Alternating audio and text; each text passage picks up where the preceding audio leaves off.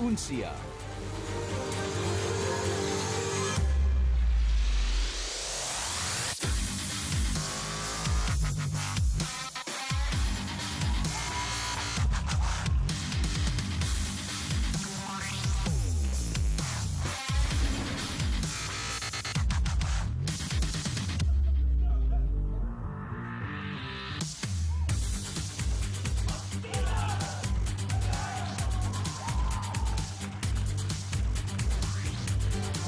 And welcome to Overwatch Apex Season 2. I am Doe. With me is Monte Cristo as usual. And today, the final day of the group stages. Two last best of fives. Cloud9 versus Kongdoo Uncia starting things off. And then Fnatic versus Runaway. And don't go anywhere, because after the matches are done today, we're doing our round of a group selection. A lot going on today. Absolutely a lot going on. And just to get into it right away, guys, it is a sort of do-or-die battle for the Western teams. Cloud9 must beat Kongdoo Uncia to continue to the quarterfinals in this season of Apex. The reason why is, even if they were to have the same map score at -1 by losing 2-3, they would lose the tiebreaker to Africa Freaks Blue because they did lose to them in the best of 5 already. So they have to win.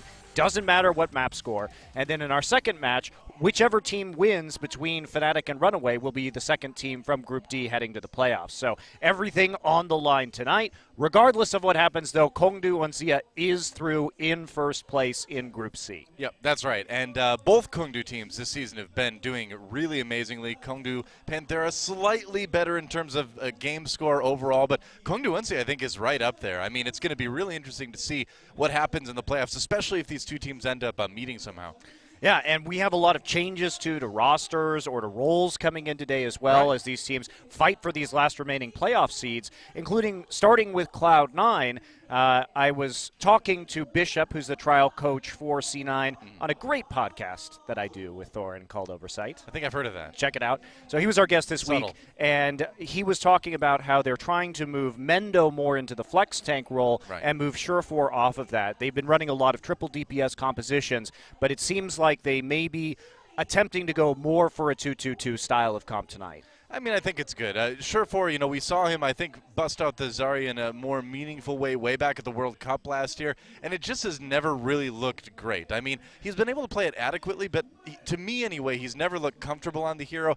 I'm glad that they're kind of moving him off it. I feel like it's kind of a waste to have him on the Zarya, frankly. So I think this is probably going to be a good direction for them. I think his Zarya's been good, but I do agree that maybe it doesn't play to his greatest strengths, and I think that Cloud9 as a team have suffered from identity crisis at times, where we have compositions that don't make a lot of sense, that are based around trying to mechanically outplay and outduel people, which is what we saw in that Africa Blue game, as opposed to playing more towards the team-based strengths of a particular meta. So that's the big question, is have they solved those problems? Because the loss to Africa Blue was sort of embarrassing, and they were actually saved by Conmox beating Africa Blue, which is the only reason why tonight they even have a chance of making it into the playoffs. Well, that match was really messy, too. The Africa Blue versus Cloud9 match from the last one Cloud9 played anyway. They had some good attacks, I felt, here and there. They ran some successful triple DPS stuff.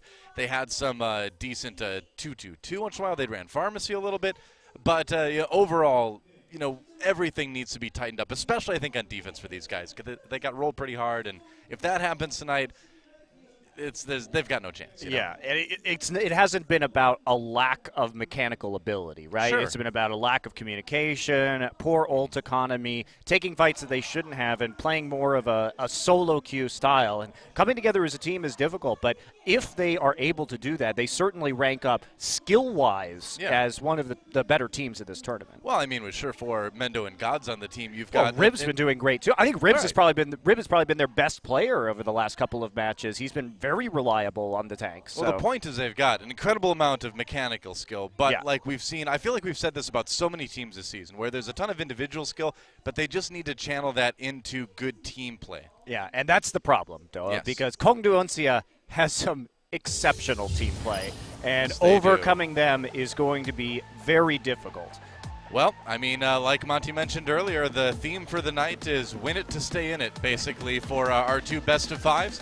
Cloud9 and Kongdoo Uncia playing. I mean, Kongdoo Uncia already going through, but Cloud9, if they can win, they can go through as well. There is a possibility of Cloud9 still exiting this group in first place, but it would require them to 3-0 Kongdoo Uncia, which I think is definitely a stretch considering what we've seen from Kongdoo so far. Yeah, I mean, you never know. Never know. This season has shown us. You never really know, but it'd be a surprise based on previous results. In our second match, Group D match, Runaway versus Fnatic. Whoever wins goes through. Simple as that. Yeah, very, very cut and dry in that second one. Also, Runaway is now going to be playing with Coma and Bumper, which are two players that they played with in promotions for this league but dropped out. And apparently they have switched Cox over to the Ana role. So that's going to be really interesting to see how Runaway fares with that many roster and role swaps for their final match. You know, I do agree that I think Runner needed to go. He was sort of the figurehead for the team for a while, and, you know, while the team was kind of being carried by the individual talent of everyone else, it made sense, I guess, but now I think it's a little bit better that he steps back.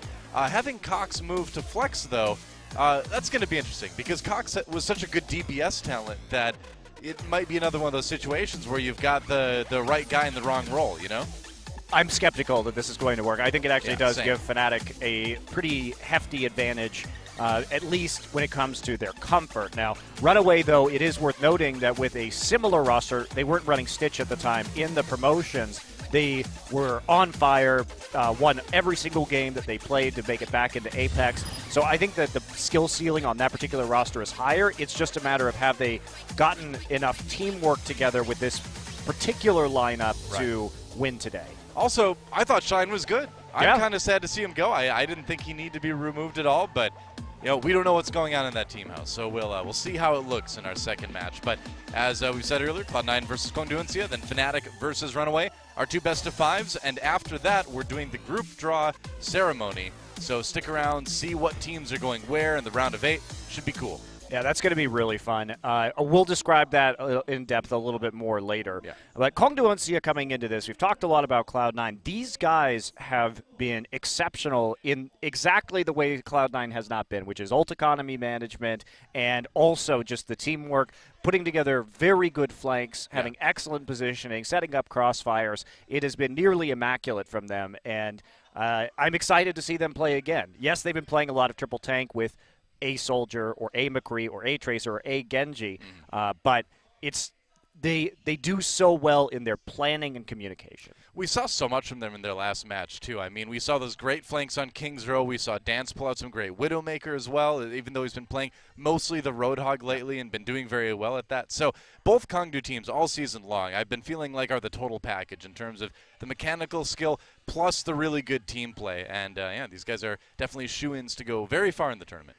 Yeah, and they've been particularly good about dealing with some of the 1v1 duels. When we reflect on Kongdoo Uncia's win over Africa Blue, Arhan basically had no effect on their backline because they were consistently winning the 1v1s versus the Genji. Yeah. And that's scary, I think, if you're Cloud9, because you need to win those if you are going to be Kongdoo. You have to beat them, I think, if you're C9 on that individual level, because you're not going to have that same level of coordination in this short period of time between matches. Yeah, I mean, the one small nitpicky thing that we saw from Kongdoo in their last match is that they had occasions against Conbox where they did get a bit too cocky. They went for flanks that were a bit too far-reaching, maybe went for ults that they didn't need, and they paid for it. But let's learn a little bit more about I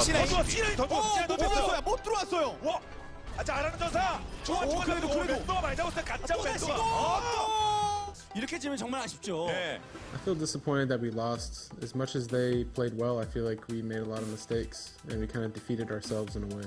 But not to take anything away from that team, because the Freak Freaks are amazing. Arhan 인정.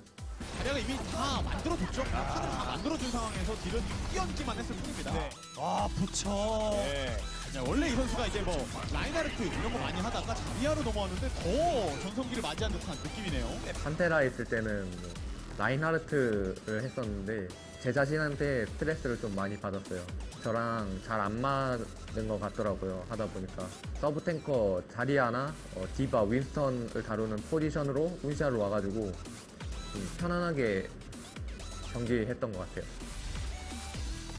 멘도 선수가 그쪽으로 몰래 돌아간다든지 이런 뭔가 개인 기량에서 나오는 슈퍼플레이 이런 것들이 상당히 좀 뛰어나게 잘 작용을 하고 있는 것 같아요. C9은 개인적으로 저희 형제 팀인 판테라랑 비슷하게 팀 플레이적이지 않고 그냥 개인 피지컬 위주로 플레이하는 스타일이라고 생각해요. Without ever playing against them, just from what people tell me, I would say they're easily a top 5 team in North America if they were to play there. 이번 대회에서는 결승까지 한번 내다볼 수 있는 지금 분위기라면 충분히 갈 수 있을 듯한 그런 기세의 홍도원 씨입니다. 네. 컵박스랑 C9전에서 그 경기를 지켜봤는데 윈스턴, 디바, 겐지, 트레이서를 쓰는 조합한테 좀 약한 것 같아요. 돌진 조합을 준비하면 될 것 같아요. We just need to find our rhythm and we'll be unstoppable. Because we have some of the strongest, most aggressive North American players on our team. 피지컬 위주인 플레이는 한번 말리면은 계속 말리기 때문에 팀플 위주인 팀한테 안 된다고 생각해요. Well, I don't know who they are, but I'm gonna have to take them out and advance to the quarterfinals myself. 마지막 한 경기까지 깔끔히 이기고 C조 1위로 올라가겠습니다.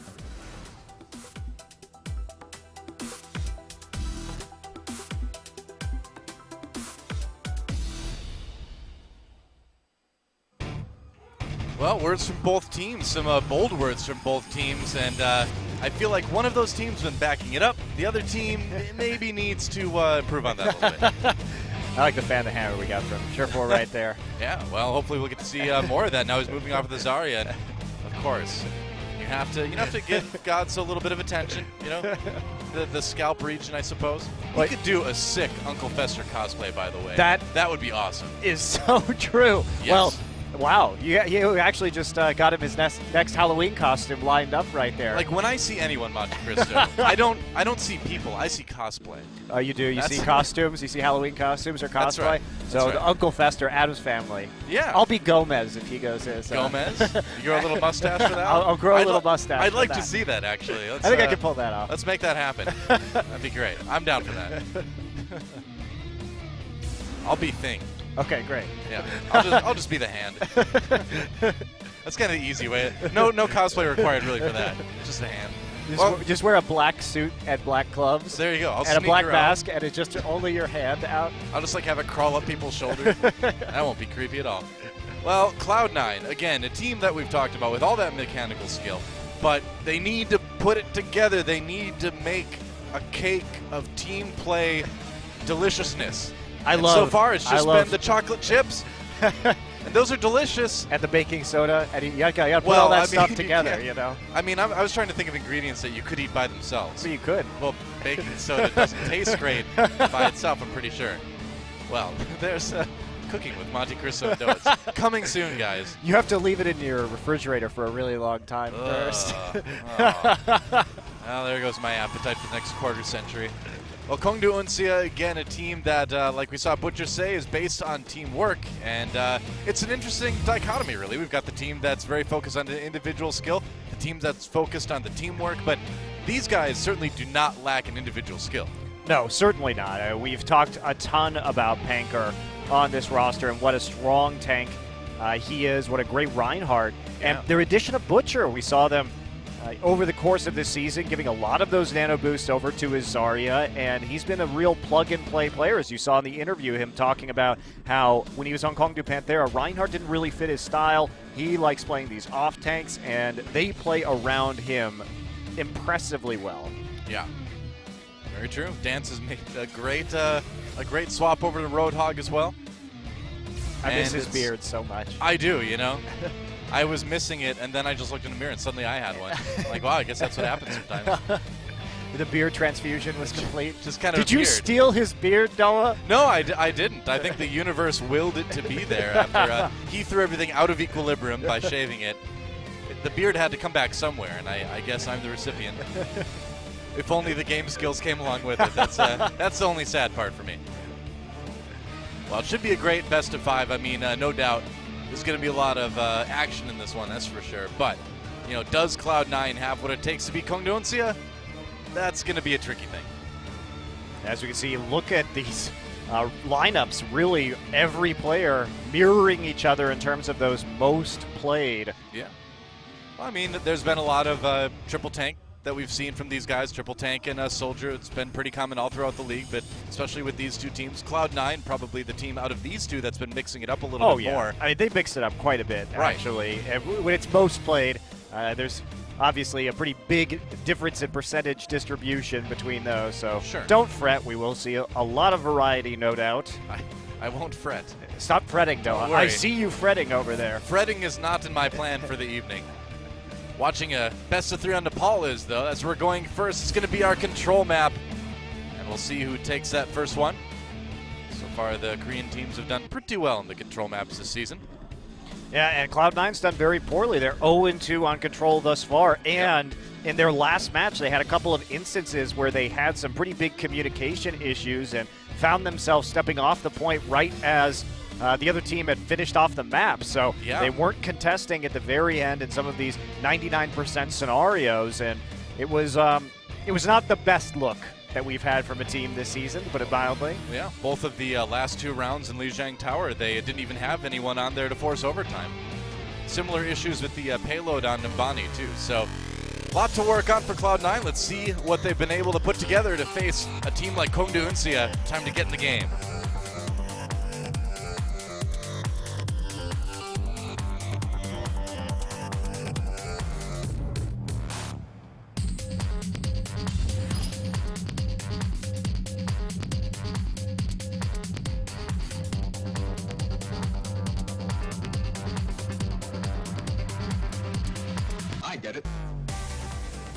Welcome to Nepal. Looks pretty cool. Ha ha ha ha ha. The snow blowing around, yes, it does look pretty cool in the Himalayas there. Yes. I hope to go to the Himalayas someday, Doa. Me too. That'd be awesome. I watched that Michael Palin documentary. Looked really neat. That was a while ago, but the mountains are still there, so. I think they're going to be there for a while. Go see that. They're hopefully. They're probably going to be there for longer than any other mountains, considering they're, the newest mountains, really? A lot of the tallest as well. Yeah. Not all of them, but a couple. Just most of them. Hey, it's a basket. Somebody got a basket. We'll never know who it was. But I'm just glad that sound doesn't happen in actual basketball. Otherwise games would be really hard to watch because they make a basket like every couple seconds. Pretty sure the crowd makes that noise every time there's a basket in basketball. But regardless, Kongdoo Uncia going to be going for the Pharah here. Birdring popping over and taking a look. Dance back on the Roadhog, which we had come to expect. And yeah, Surefour on the Pharah as well for Cloud9. So both teams pulling it out early on. Reinhardt say hello. And the mid-air rocket fight. Nobody landing any just yet. Meanwhile, Dance does get the pick on the Surefour. So early lead there for Kongdoo Uncia in the battle. Yeah, it looks like Kongdoo Uncia is going to push Cloud9 back initially. Well, what the Pharah is useful for, particularly on Village, is because the high ground coming through that choke point is so common. And if they have a Reinhardt, if you pop over the building, you don't have to come through that dangerous area where you can get spammed out the doorway. Right. And you could also get above the Reinhardt shield and use the concussive blast to knock him out of the way, just to get some damage in onto the rest of the team. So we do see both teams running these mirror compositions, and they're still going to take that high ground route and try and regain control up top. Surefour swapping over to the McCree now. Deciding he's a little bit more comfortable with that one after losing the early Pharaoh Wars. Uncia still standing strong on the point for the moment. Cloud9 just clearing people off that second floor, and now they're going to jump down. Just getting the damage down early, and that's a nice flashbang right there coming right in. Yeah. Well, both Reinhardts run into each other anyway. Mendo, pretty charged up. A lot of damage onto Panker, but he stays alive for the moment. There's a hook. Ooh, Butcher takes him out. And so already, Kongdoo Uncia leaving Cloud9 short-handed. Yeah, they're going to have to back away. Kongdoo Uncia dominating this one pretty hard so far. Yeah, I like the switch to McCree, though, for Surefour, just because if you're playing Pharah on this map, one of the downsides is you're not going to have a very long sightline. You can't get that far away. So the McCree fall-off damage not going to be affected too terribly much. And you may be able to pick up those kills, and it's going to be just a frontal approach this time through the main gate. Birdring coming in with a barrage. Wow, okay, the hook comes in, but he got 3 kills already with it. I can't believe they didn't see him coming there. That is pretty disastrous for Cloud9. And as typically useless as Barrage can be, the pro teams have gotten better and better, particularly on this patch, of staying at a long distance for the Barrage. So they don't get as much concentrated damage, but they get more of the ult channel off most of the time. I mean, we've seen Pharah players be a lot better about their positioning too when they do it. Like he fired one rocket in there as he was coming in, but it was a fairly sneaky angle. Meanwhile, Butcher goes for the aggression. They're going to go for the Graviton Hog, and the Earth Shatter seals the deal. Kongdoo, Uncia, putting the period on the end of this sentence. Nepal goes their way. That was Villagin.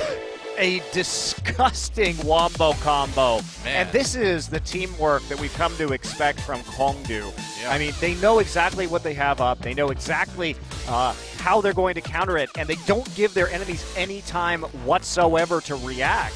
You saw the nano boost come through onto Rib. They were trying to do something, but everybody caught inside the Graviton Surge from Butcher, and the crowd controls chain just continued through the Earth Shatter, and then, of course, with the whole hog there, keeping everybody in place to do maximum damage.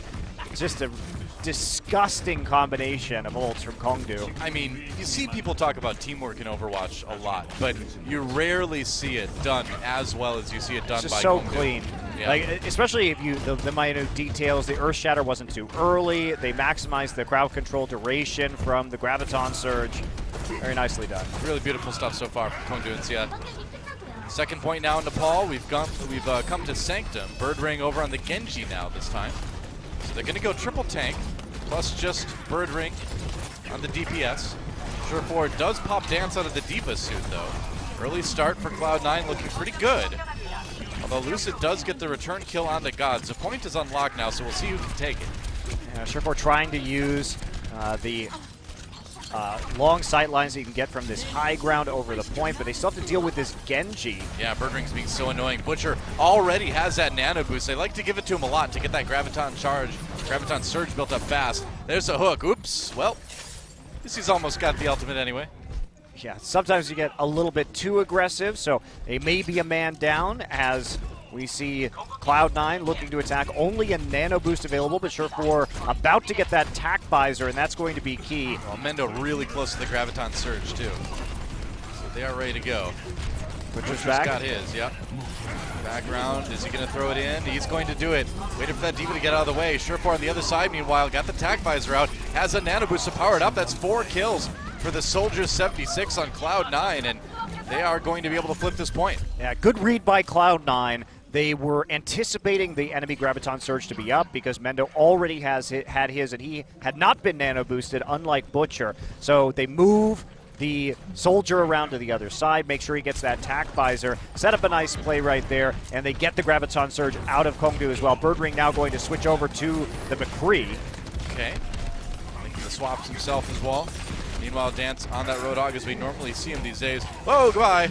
Oh, wow. Yeah, Panker did end up falling off the edge there. And kills keep coming through for Cloud9. They're going to take out good. Dance right at the end.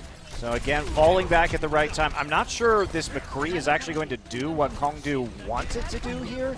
It's interesting that they would pick this particular hero because the dive is not there, and Soldier, it would seem, would be a better selection unless they can land a flashbang above Rib's shield just to instantly win the high ground battle. Maybe what they're going for, but you have to walk up pretty far as McCree for that. It puts you in a dangerous spot. A lot of narrow corridors to walk through on this point as a McCree. It is rough. He's going to fan the hammer. There's the Electric Cowboy. Deadeye grabs two. Man, he built that up fast. But that's what happens when you've got the nano boost. Takes out Adam. Nice shot there, and that is what they wanted that McCree to do. There we go. Well, very rarely do you see the kills even with the nano boosted McCree, but it does charge that ultimate that much faster. And so they can't scramble for cover on that high ground. Caught in the corridor and grab two. But Cloud9 still with an advantage up at 65%. Kongdoo will catch up quickly. And everybody just sticking to the same hero selections from Cloud9. Yeah. To try and press back on to the high ground across from the point. Well, if they can avoid getting comboed like that again, they could probably take this one. But there's the Graviton Surge. Let's see what the follow-up is from Kongdoo. Uncia. Panker just wading in and swinging away. He's going to grab 3 himself, and that's going to be enough. Wow, Mendo not even given a chance to die from the reset, and Kongdoo is drawing closer and closer to that 100%. They're up to about 76 right now. Cloud9 didn't use any ults, though, and they drew out a couple from Kongdoo, so it's smart of them, I think, to dry push right there and just make sure that they're going to be able to win this next fight and flip control over that point. They knew they had plenty of time, so I think this is a smart decision overall. And if they have intelligent ult management, they may be able just to ride out the rest of the match. Graviton Surge, where's the follow-up? There it is, Tac Visor, and it goes down right away. Surefour's got that nano boost too, grabs a couple of them. Feel like we've seen this before. They're going to flip the point. They win the fight, got to run away from the Deadeye. Birdring not finding any targets with that one, or not finding any kills with it anyway. And Cloud9 on the retreat. They've lost enough people that Uncia might be able to take it right back, and they will. Cloud9 back on the point right now. Oh, but pushed off by the whole hog. We're into overtime right now. And Kongdoo Uncia on the verge of winning Nepal 2-0. And it doesn't look like there's anything Cloud9 can do about it. That's it, 2-0 for Kongdoo Uncia. And that last push, because the Ana was there, they couldn't reliably get the Tac Visor and the Nano Boost off. They had to kill the Ana first. Unfortunately, the rest of C9 had already engaged on the opposite side of the point, so it was a 5 versus 4 on the high ground. Meanwhile, we saw 2 members of C9 just dealing with 1 on the other side, but the fight had already been lost. The tank line had already been destroyed from C9, and they got very little value out of the Nano Visor. But if you don't kill that Ana, there's a chance if you use the Nano Visor, you just get sleep darted, so you have to take her out first. Well, but it's that lack of coordination, right? They needed to communicate that the Ana had to die in the 2v1 before the rest of Cloud9 engaged. It didn't happen, and so the man advantage on the other side goes heavily in Kongdoo Uncia's favor. You know, credit to Kongdoo Uncia, too, for having the good positioning that forced that sort of awkward decision-making that Cloud9 had to deal with. And it's just, you know, yet another tool that Uncia has in their toolbox, right? Well, they didn't get fooled by that same play again that C9 ran successfully when Surefour picked up the 4K. Instead, they did the smart thing, which is just to attack where C9 was weak instead of allowing enough time for that flank to occur properly from C9. That said, C9 has been at their weakest on these control maps. Both teams are so far 2-0 in this tournament on hybrid maps. Now, this is where I think Cloud9 has a chance to do a little bit better. They were going to win tonight. It probably wasn't going to be on the control. Their other map types have looked a lot better. Yeah. A chance to bring it back on Mbani. They did play this map against Africa Blue. Yeah, worth noting that now Kongdoo Uncia is guaranteed first place in this group, no matter what happens. Yeah, that's right. So they only had to win 1 game to lock in the first seed. They have done that, and now it's just up to Cloud9 to fight their way to that second seed. Kongdoo Uncia could care less. That's right. Time to go to Mbani and see if Cloud9 can tie things up, or if Kongdoo Uncia will continue their run of pride victories. We'll see what happens. Time to go to Mbani.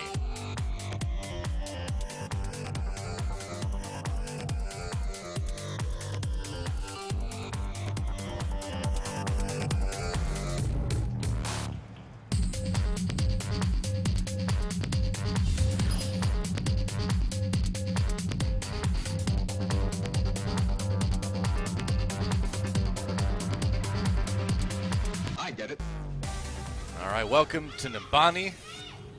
Well, the gauntlet's still there for me. There, looks like it's still there. All right, don't worry. Don't believe what we've seen. The gauntlet's okay. It's just fine sitting there in the payload. Nobody's stealing that. No, I can't imagine anyone ever stealing that gauntlet. It looks so secure. So secure. Just sitting there in a glass case in the middle of that museum, easily stolen. But fortunately for everybody, it seems like Talon has like the success rate of a lot of like Pink Panther villains, where that's true. They really can't do anything competently or get any mission done, except for, I guess, killing Mondata. That was the only one that they managed to get right. Yeah. I mean, one of the problems with the gauntlet just being out in the open like that is the glass. I mean, yeah, it's bulletproof glass, so that works well against most of the heroes in the game, but to stop Winston, you need Gorilla Glass, and I don't think they have that. They definitely don't, but Winston wasn't trying to steal it, notably. That's true. Well, how do we know?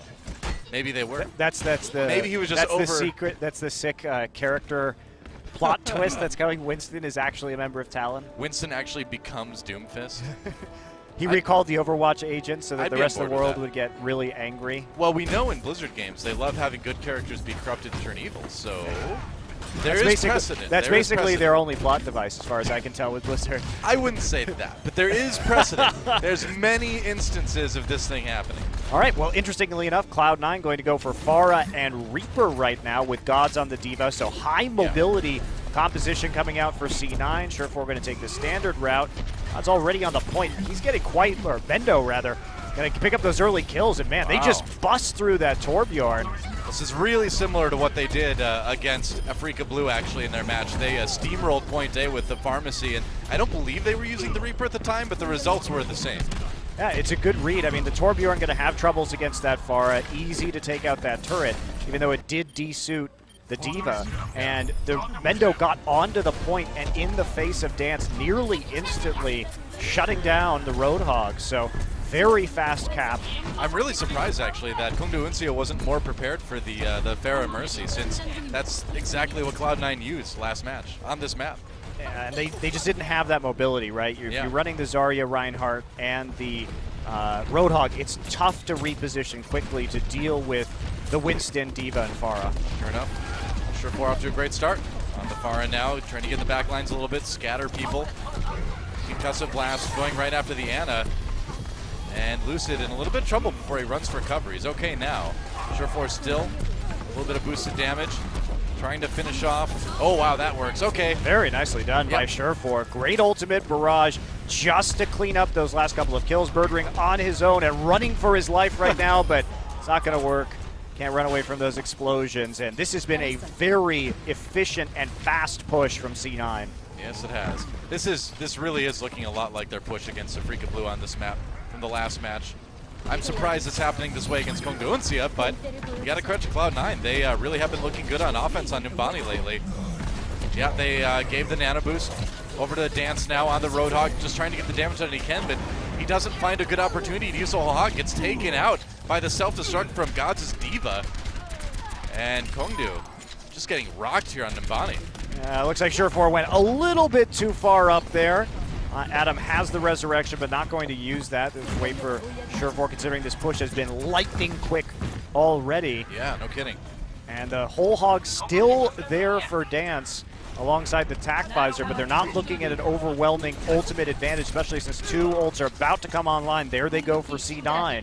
So C9 has a great opportunity to finish Numbani with an excellent time. Oh, but look at this Birdring coming out from the tack visor. They've got the sound barrier, though, to negate a lot of that damage just in time, because he was going for the flank on the Mercy. Didn't end up working out. Surefour does go down, though, as he chased a little bit too far into the room there. Yeah, good reaction by Gods, though, getting into the face of the soldier immediately. Birdring swapping over to the McCree now after using that ultimate, but Cloud9, the payload is keeping on rolling here right to the point. Somebody's got to get onto this. This is crazy. Panker's on there now with the Reinhardt. The rest of the team has respawned. Can they push Cloud9 back? Looks like Cloud9 trying to push this one safely.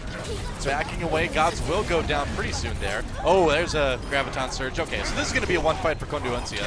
So maybe finally some breathing room for these guys. Yeah, but the investment was huge on that. They used the Nano boost at the start of that fight. They used the Graviton Surge, and Surefour is still alive and being annoying, getting a little bit of damage down.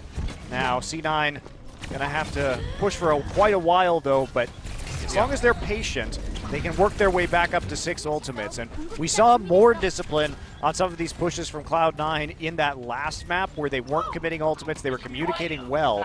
And this is a time to get that done again. Surefour going to switch to the McCree right now. He does have to get uncomfortably close to the members of Kongdoo Uncia to get this last push in. Yeah, I think it's going to... And also he's trying to deal with Birdring on the Tracer. I agree. I think it's going to work a little bit better than the Pharah was. Miss on the Pulse Bomb. Yeah, Pulse Bomb not doing a lot for Birdring. Yeah, Birdring not going to get any value out of that whatsoever.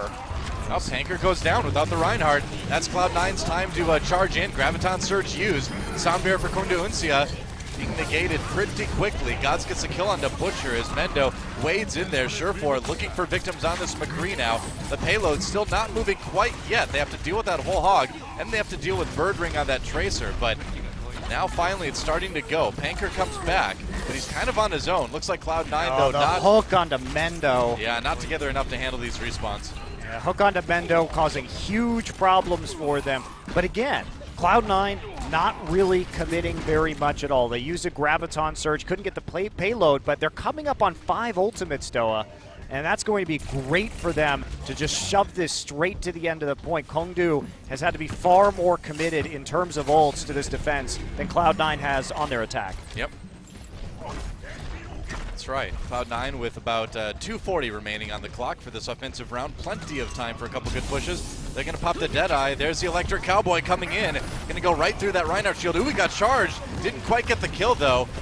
Anchor going deep, flashbang lands, but he gets hit with that counter Earthshatter just in time. Oh, there is just the Pulse Bomb Bird Ring needed, taking out Rolf.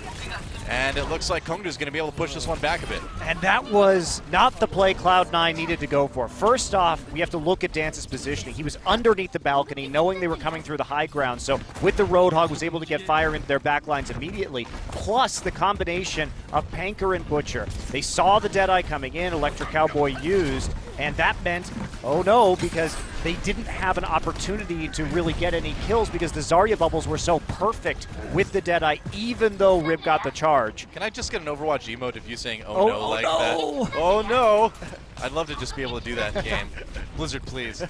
Take that sound clip, make it an emote. Butcher goes in, ooh, combo time for Kongdoo. Cloud9 drops the sound barrier though, but Bird Ring coming in with the nano boost, gets 2 with the Pulse Bomb already. And now the cleanup, 2 more kills, that's 4 already for this Tracer, and Bird Ring just going into carry mode now as Cloud9 got a little bit too close to the end of Nabani for comfort, I guess. Well, C9 missed their window. Part of that other push, too, was Adam was getting very close to the sound barrier. Cloud9, they were getting greedy. They wanted to push it in with a couple minutes remaining instead of waiting for all of their ultimates to come up and really just maximizing their potential. They took a risk to get it faster, but that risk hasn't paid off, and now they're in a bit of a brutal situation. Surefour back on the Soldier 76 right now. Maybe he's trying to get Panker's shield down that much faster. Drop down once again from the high ground. Actually, I think better of it. Yeah, you know, they're probably a little bit nervous with what they had to deal with before, taking some time to regroup. Mendo's got that Graviton Surge, and with 44 seconds left, this is a fight they need to make work.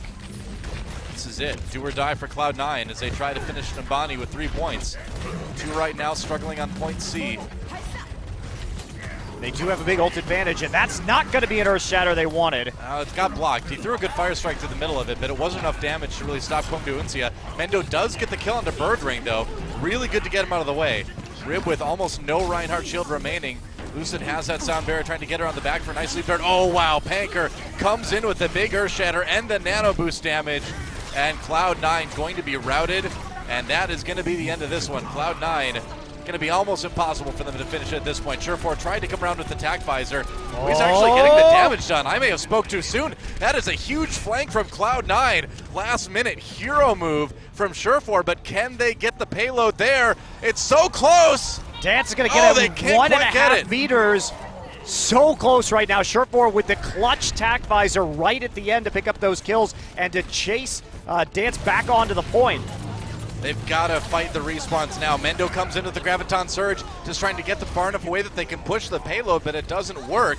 A few kills coming in. It's a brawl now. Graviton Surge for Kongdoo Uncia this time. Rolf dives onto the cart, and meanwhile, Dance comes back on the Winston. Surefour takes him out, and they've actually done it. I cannot believe it. Ooh. Hero move. Mendo saving the day on that Soldier 76 yet again. Yeah, man, that was so clutch at the end for C9. Could they have approached that point better? Yes, absolutely. They did get out positioned, and they did lose the ultimate economy battle for quite an extended period, but they managed at the very last in overtime to complete the map. And they will be at least given a chance here for some time bank time, depending on how well Kongdoo Uncia does. Yep. Wow.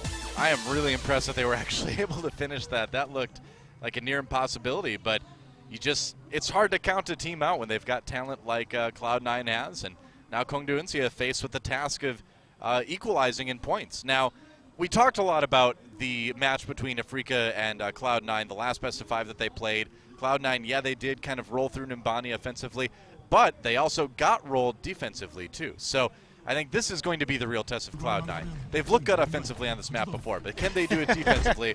Whoa. Taimu and Mickey here to participate in the group draw, guys. That's why Envy is here this evening, and gather information on potential future opponents. they are the one Western team that is so far guaranteed to go through to the top 8. I see Now, Internet Hulk out there too. Yep. So Cloud9, very different strategy on defense than we saw from Kongdoo Uncia. Similar to the style of their composition for attack, playing with that high ground, playing with the mobility. And Cloud9 has been a team that has run some Torbjorn and Symmetra on defense, and we're going to have a chance to see that again. Meanwhile, Kongdoo Uncia, we'll see what they settle on for attack. Probably not the Torbjorn.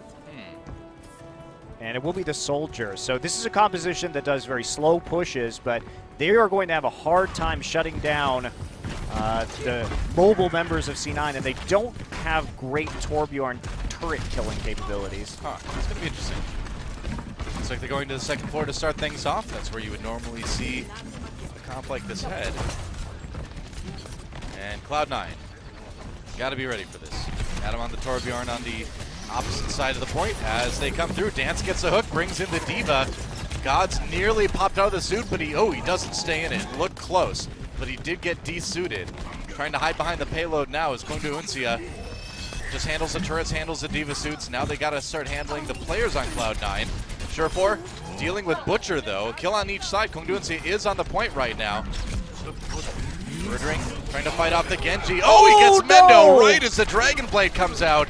That is disastrous for Cloud9, and we may have a quick point A take here. Adam, not lasting too long. That Fire Strike doing work, and after they eliminate Gods again, that should be it. Surefour, though, coming in with the Soldier 76, getting a bit of revenge. Birdring going down very quickly, but they've got the Reinhardt shield.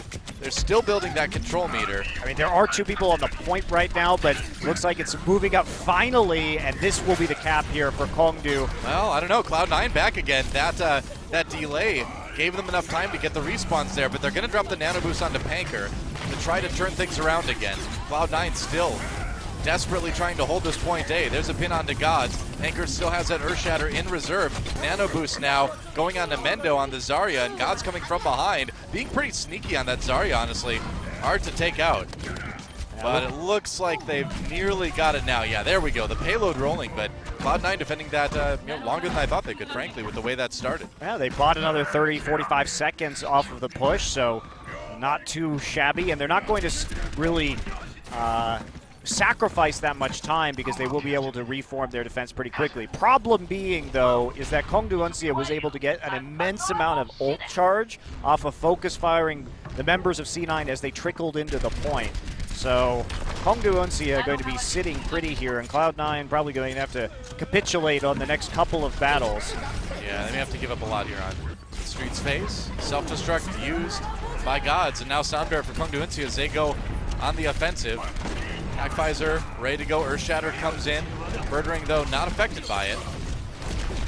It did go down, though. Never mind, though. The problem there, Kongdoo Uncia dumped 4 ultimates, but got very little value. That was the Earthshatter was quite poor. Yeah. And that means that Kongdoo Uncia has to back off. That's a horrible mismanagement of their ult economy.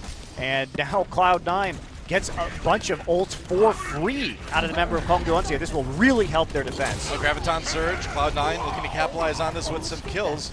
Rib comes in with a bit of damage, and yeah, Surefour just absolutely tearing people apart on that 76. And yeah, very uncharacteristically sloppy engaged by Kongdoo Uncia, and they're going to pay for it for a while. Cloud9 really kind of given a new lease on life on this second point on Mbani. Yeah, I didn't actually see what Panker was trying to aim at because the camera angle didn't show what the intended target of that Earthshatter was, but definitely not helpful. And now Birdring going to try one of these flanks that we've seen so many times with this Tackvisor. And looking for the kills, not really finding a whole lot. He's got Gods' Diva to deal with. That doesn't get anything with it.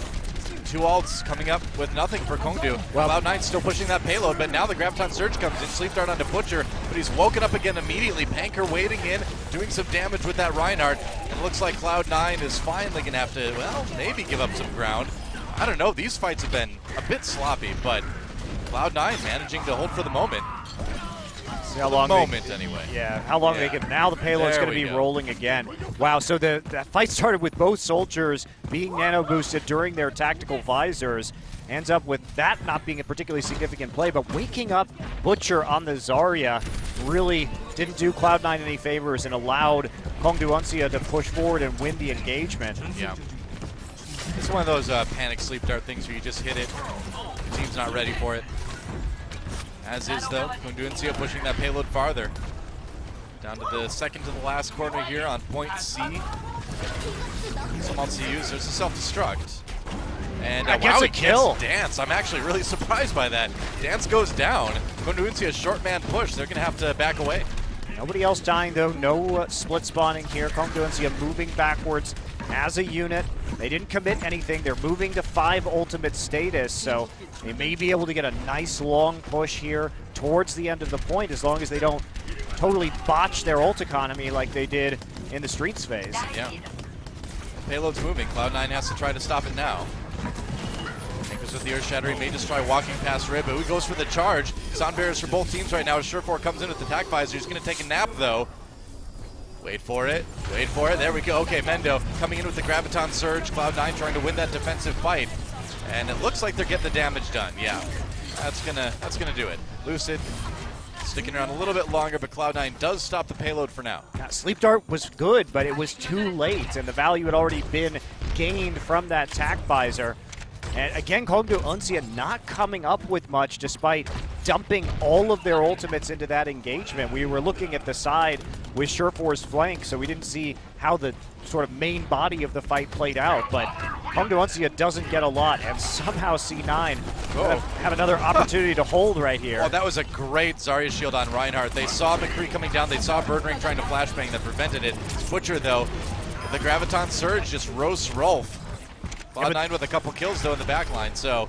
The front line was melted during that play, though, yeah. That's actually an extreme waste of that Graviton Surge by Butcher to only trade it for the Ana, considering everyone else on Kongdoo Uncia was tied up with the front line of Cloud9. So, low-value play right now, and Kongdoo Uncia struggling with their ultimates this game, uncharacteristically. It's kind of funny, because I feel like this is the first time we've seen two teams that are really good with flanking continuously outflank each other, and it kind of results in something like this. See if Cloud9 can come in for this defensive fight now. Not dedicating a whole lot, just to self-destruct. Dance coming in the back line, so he's going to get desuited really fast. Rib does go down, though, so Cloud9 without the Reinhardt. Surefour gets the Nano Visor out, though. And we do see the Nano Boost coming from the other side as well as Lucid drops it onto Butcher. Surefour going to Helix Rocket himself in the face. That poor tree. Stakes were made, but Payload has not been able to round this corner just yet as Gods is sneaking and using it for cover on the other side. 50 seconds remaining right now. Kongdoo Uncia with nothing left in the ult bank. Now they get 2 up. This is going to have to be one of these grinding pushes from Kongdoo Uncia. They're not going to have the gigantic wombo combos, not 5 ults. We'll see if they can pair this Graviton Surge with the Deadeye. Birdring waiting for it. Got to turn that Reinhardt shield. No kills with that one. Birdring comes in anyway. Landing the shots he needs onto Mendo to force him back for the moment. Even desuited, Butcher throwing in the Graviton Surge. There's the sound barrier from Cloud9 to try to keep everybody up. Lucid does get the kill onto the opposing Ana, though, and Kongdoo Uncia with that sound barrier. Having trouble staying up, and Cloud9 going to win that fight defensively big time, and only 10 seconds left. I don't even think Kongdoo Uncia can get back to the payload. It's going to be tough. Bubbly has to be the hero right now. He's jumping down, but finds himself in Surefour's crosshairs, and that's going to be it. Cloud9 will take Numbani. Yeah, C9 with a pretty solid attack round, and then some pretty solid defense, and it's really weird. I don't know if I've ever quite seen a game like this where the teams just keep flanking each other. But it works out for Cloud9. Well, I think that Butcher is playing far too aggressively. The last couple of ults that we saw in the museum phase, he was hitting Gravitons on the backline, but there just wasn't Zarya charge or the ability to do damage to that backline. And C9 was reacting to the flanks by just all-inning on the front line of Kongdoo Uncia and consistently winning those battles. So Butcher really has to have another game plan here, or the communication with the team has to be better, because he is getting very little value out of his Graviton Surges, and the misuse of some of these ultimates was the primary reason why Kongdoo couldn't finish the map on point C. Yeah. Well, so far, this is going pretty much identical to the match against Africa Blue, where lose the control, win on Numbani. We'll see what happens after the break as we move to our Salt map. See if Cloud9 can change things a little bit from last time. This was a nice big bang play. Yes, it was. Pretty standard stuff, though, coming in. Graviton Surge, just drop that in there. However, timing was good around the sound barrier, letting it fall off, letting the Zarya shields fall off, and picking up the kills. I liked them waiting a little bit for the nano boost, too, to give them that damage for the chase downs and the finishers.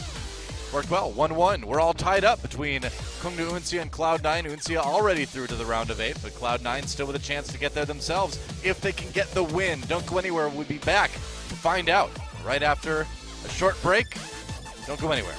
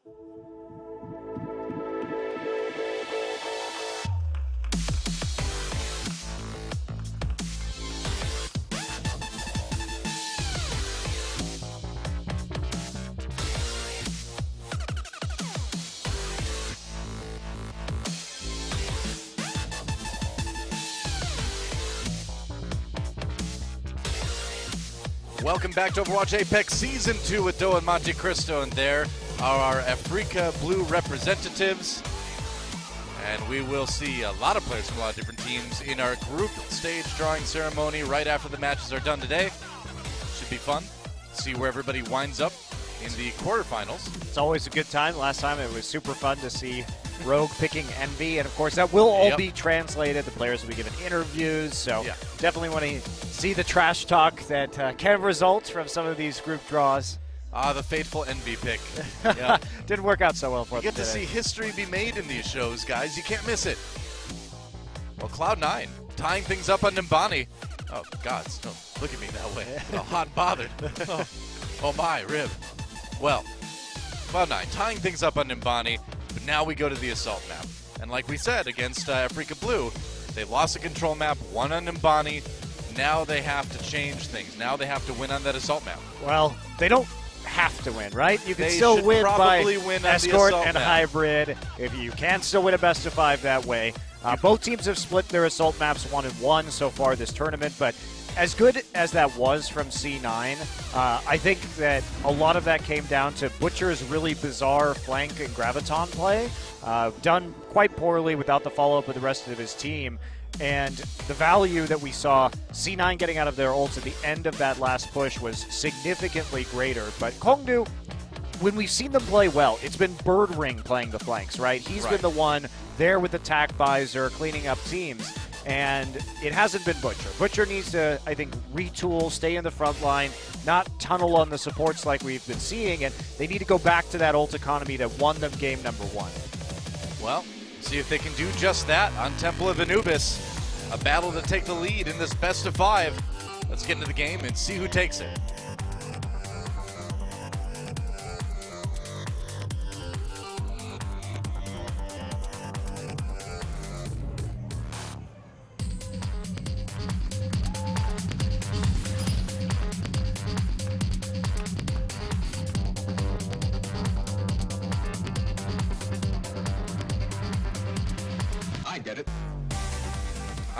I get it too.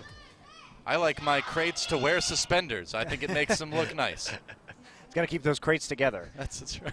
Worth noting for you C9 fans out there, too, that Nimbani has been Cloud9's strongest map at Apex. So it did get a little uncomfortably close for the fact that that has been where their major strength has lain throughout this tournament. And now they have to start picking up some wins on maps that they may not be quite as proficient at.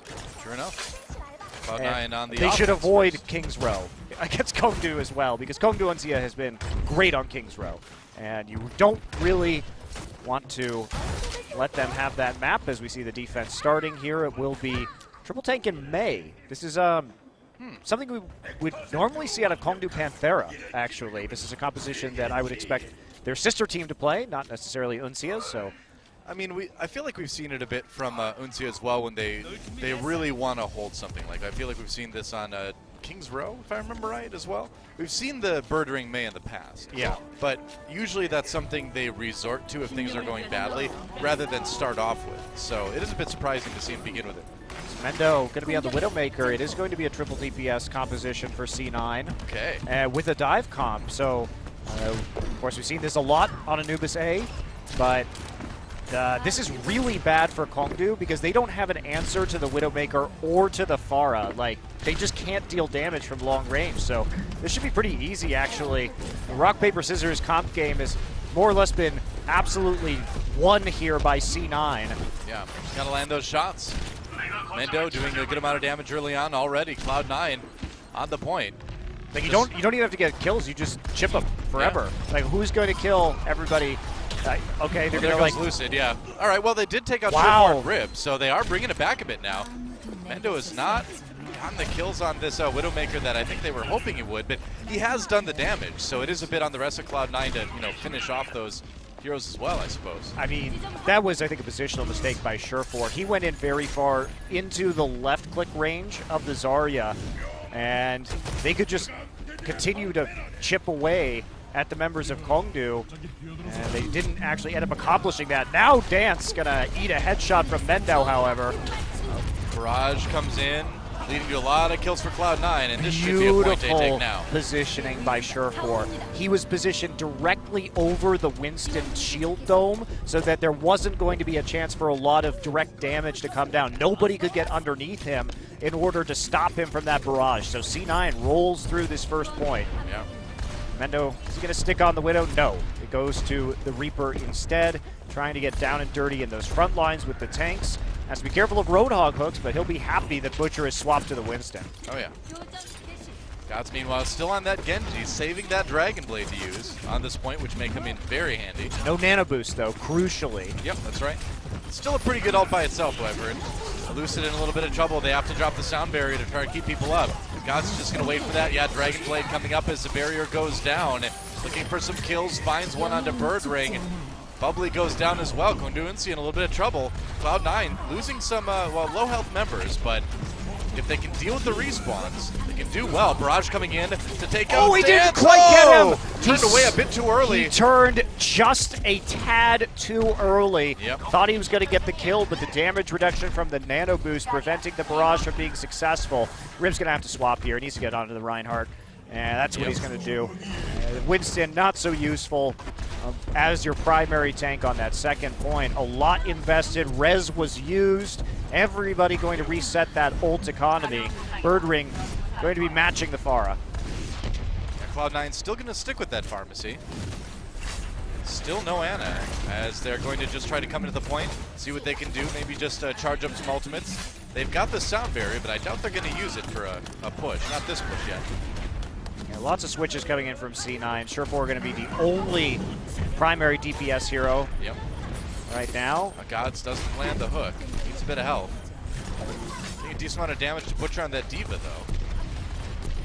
Chasing Lucid away. Can he get the kill? Needs to pick that big. one up. That'd be very big if he could.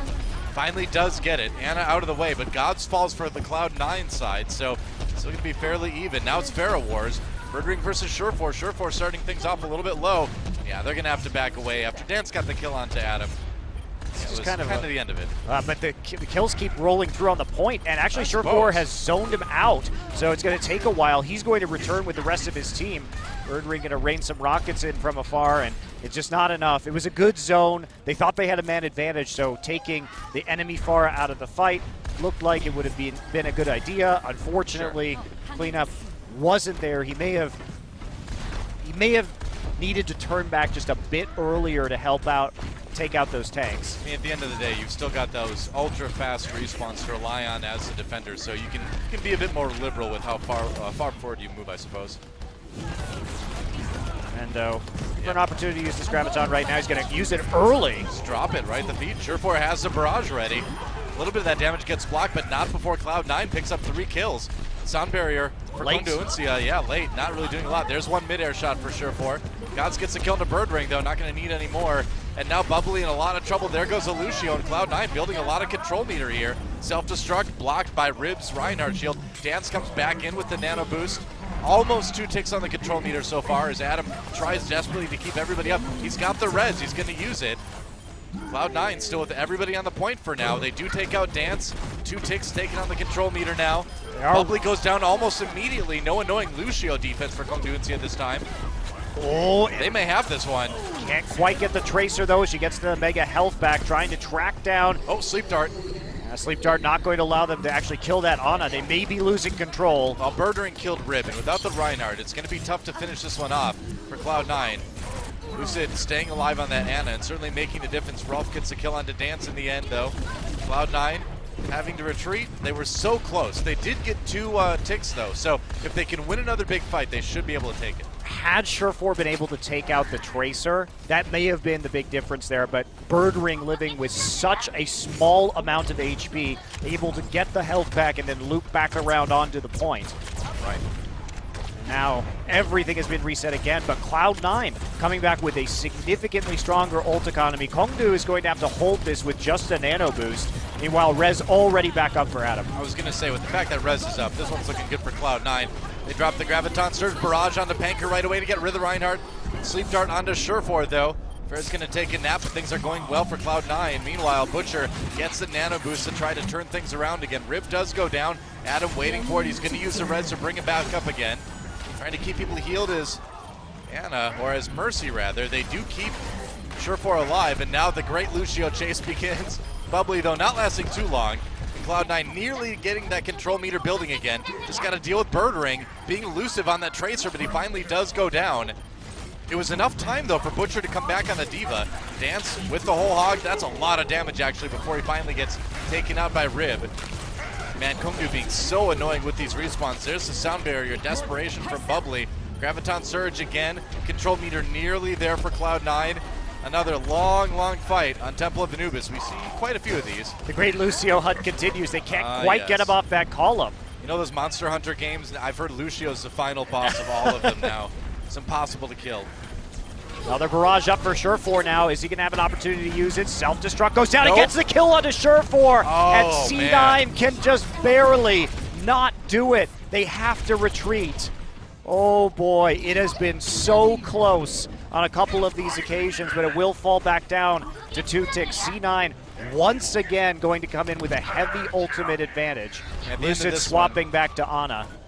If Kongdoo holds this, so at the end of this one, it's just going to say play the game and just show the word respawns. That's it. Along with maybe the sad violin music. That'd be heartbreaking if C9 can't actually take this. Well, they were so close, and they still are close. A good opportunity with the ults they've got. Surefour has that barrage. Adam nearly has the res again, but 10 seconds left. They need to make something happen now. Going after Lucid. Looking for Lucid. Gets the him. kill. That's big. Waiting for it. Hook on, God's landed a clutch hook onto Dance. This may be the finisher finally as the barrage just melts through Kongdoo Uncia. Yeah, that's right. They just got to deal with the stragglers. Birdring's still there on the Tracer, being very annoying. God's just pushing him back. They'll get it. Cloud9, a hard-fought Temple of Anubis offensive round, but they get both points. Adam looking pretty annoyed at the end, though. They came close to being able to pick that up with several minutes remaining, but it just barely Kongdoo Uncia holding on, so they get it in overtime, but not with the time bank that they would have liked. Yep. Still a chance, though. Of course, a full hold or a hold on point B, opportunities for C9 to take the map. Well, I mean, at least he got the 2 points, right? Yep. Temple of Anubis is absolutely a map that you can hold on point B. We see it all the time, and even against a team like Kongdoo Uncia, those respawns, man, they are really hard to deal with. And they got a huge advantage, though. You have to think about that point A and how they had a composition that Kongdoo Uncia basically had no answer to. It's really difficult. Sometimes in Overwatch on some of these first points, if you rock, paper, scissors your opponent hard enough, you can just roll to a pretty easy win. And that's pretty much what happened there on point A. Point B, things got a little more interesting as Kongdoo Uncia had an opportunity to adapt. And Surefour will be onto the Genji. Interesting stuff that he's on the Genji. He has not been really playing any Genji so far this tournament. It's been Mendo and Gods. So they are making some shifts here. Mendo on the Soldier and Gods on the Diva. Well, Gods has been their primary Diva player for a while now, and Mendo, you know, we've all seen what he can do on the Soldier. So I suppose if you want to run those two things and you want to run the Genji, I guess this is the answer for Cloud9. Yeah, C9, they've been continuing with these highly mobile compositions. Rib on the Winston on the defense as they set up with a flank onto the high ground there. Rib looks like they're going to look for an opportunity to jump onto the team as they come through the main gateway and try and bisect them. And while Kongdoo Uncia Birdring will be on the Widowmaker. Not Dance this time, what we have seen previously. Interesting. Yeah, Dance has been a pretty great Widowmaker, actually, so we'll see if Birdring can take up the mantle. The problem with running Widow without the dive composition is you don't open that same amount of space for Widows to make plays. With all these tanks, you're sort of just slow pushing in. Very true. And I don't think that Widow is the most effective in this style of composition, but maybe they've got a plan. I can always swap it easily enough with attack on this one. Dance gets a hook onto Gods. Gods taking a lot of damage, but he's going to get out and get healed up. Cloud9 already having to scatter a little bit as Kongdoo just walks right onto the point here. Surefour coming in from behind, though, looking for the kills on the supports. Lucid with that biotic grenade, trying to keep people up, but he can't do it. Pretty good kill for Surefour to take out the Ana. That is very crucial as he looks for a bit more. Birdring does get the kill on the Rib, though. They do need to be careful. Oh, gets chased away and taken down by Butcher on that Zarya. Dance with the kill onto Adam, and it looks like, despite a decent kill on the Ana, Kongdoo Uncia in good position to take point A. Well, that's a very patient approach, and we've seen these kind of patient approaches from the likes of Kongdoo on multiple occasions. This time they just get onto the point and with all these tanks force Cloud9 to fight them at low range in a death ball and just have that Widowmaker overlooking and trying to get what damage in that she can. Yeah. Now Birdring swapping over to the Tracer, of course, for point B. Not staying with the Widowmaker. Cloud9 with the same comp on point B defense too, though. Yeah, Kongdoo going back to one of their staples, just triple tank and Tracer. Yep. They've run an Apex. And they'll be flanking around the side right now. Shield War has been won, notably by Kongdoo, but Mendo's here, the attack visor, to make up for it. Getting the kill with Bubbly. Looks like Kongdoo may have to back away. That's a Graviton Surge, though. They're going to use it. Oh, boy. That is a big Graviton Hog, but Surefour in the back lines getting kills on the Genji. 3 for Surefour. Going to get hooked and go down in the end, but there isn't a chance to actually get the point here or any control percent at all. Well, Surefour really saved he that. He really did. Yeah, that was a pretty clutch play by Surefour to keep Kongdoo Uncia from getting anything out of the ult state dedicated to that push. Yeah, but Cloud9 got no tools left. Sound Barrier coming in soon, however, so that will be matched on the side of Kongdoo Uncia. We'll see how fast they want to push this. Kongdoo may just be looking for some ult charge here and a slower approach.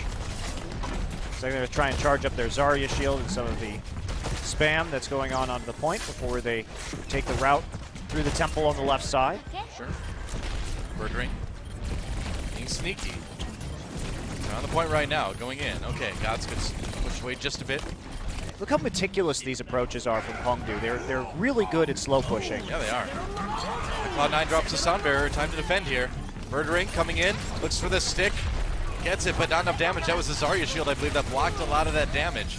Birdring just trying to clean up now. He's kind of on his own. Kongdoo Uncia has taken the position on the point for the moment anyway. Mendo does go down. Birdring trying to finish off Adam, who's very low on that Lucio. Ooh, gets some heals at the last second. Can he stay up, though? Lucid does go down. Cloud9 trying to fight this thing back.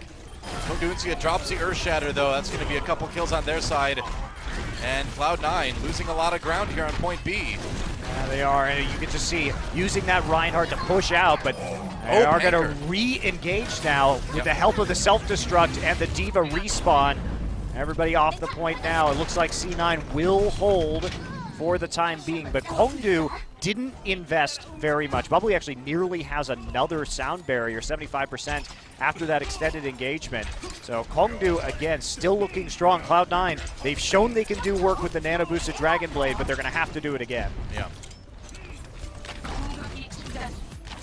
Mendo on the Mei now. I think this is probably a good switch for them, considering it probably should have happened earlier, honestly, because of how many people and tanks that Kongdoo wants to get onto the point. The freeze, the blizzard is very effective. And also, you can get that lucky right click to one-shot the Tracer. All right, Surefour going for the Nano Blade defense now. Panker getting taken out early. Cloud9 looking like they shouldn't have any trouble at all holding that one, but that's 2 ults used, and Kongdoo backs away, not really dedicating much themselves to that push. Yeah, they got really what they wanted. They really didn't lose anything, and because everybody else was already backing out, they don't even give Cloud9 a bunch of ult charge on the retreat. So Kongdoo, disciplined play, and Sound Barrier about to come up once again for both teams. I mean, that's the thing, is you can have successful pushes in Overwatch without actually taking it. Oh yeah, for sure. Yeah, they got the ults they needed to away from Cloud9, and now this next one's going to have a much better opportunity of being the one that gets in the win. Ooh, Reinhardt pulled out a charge, ripped very low.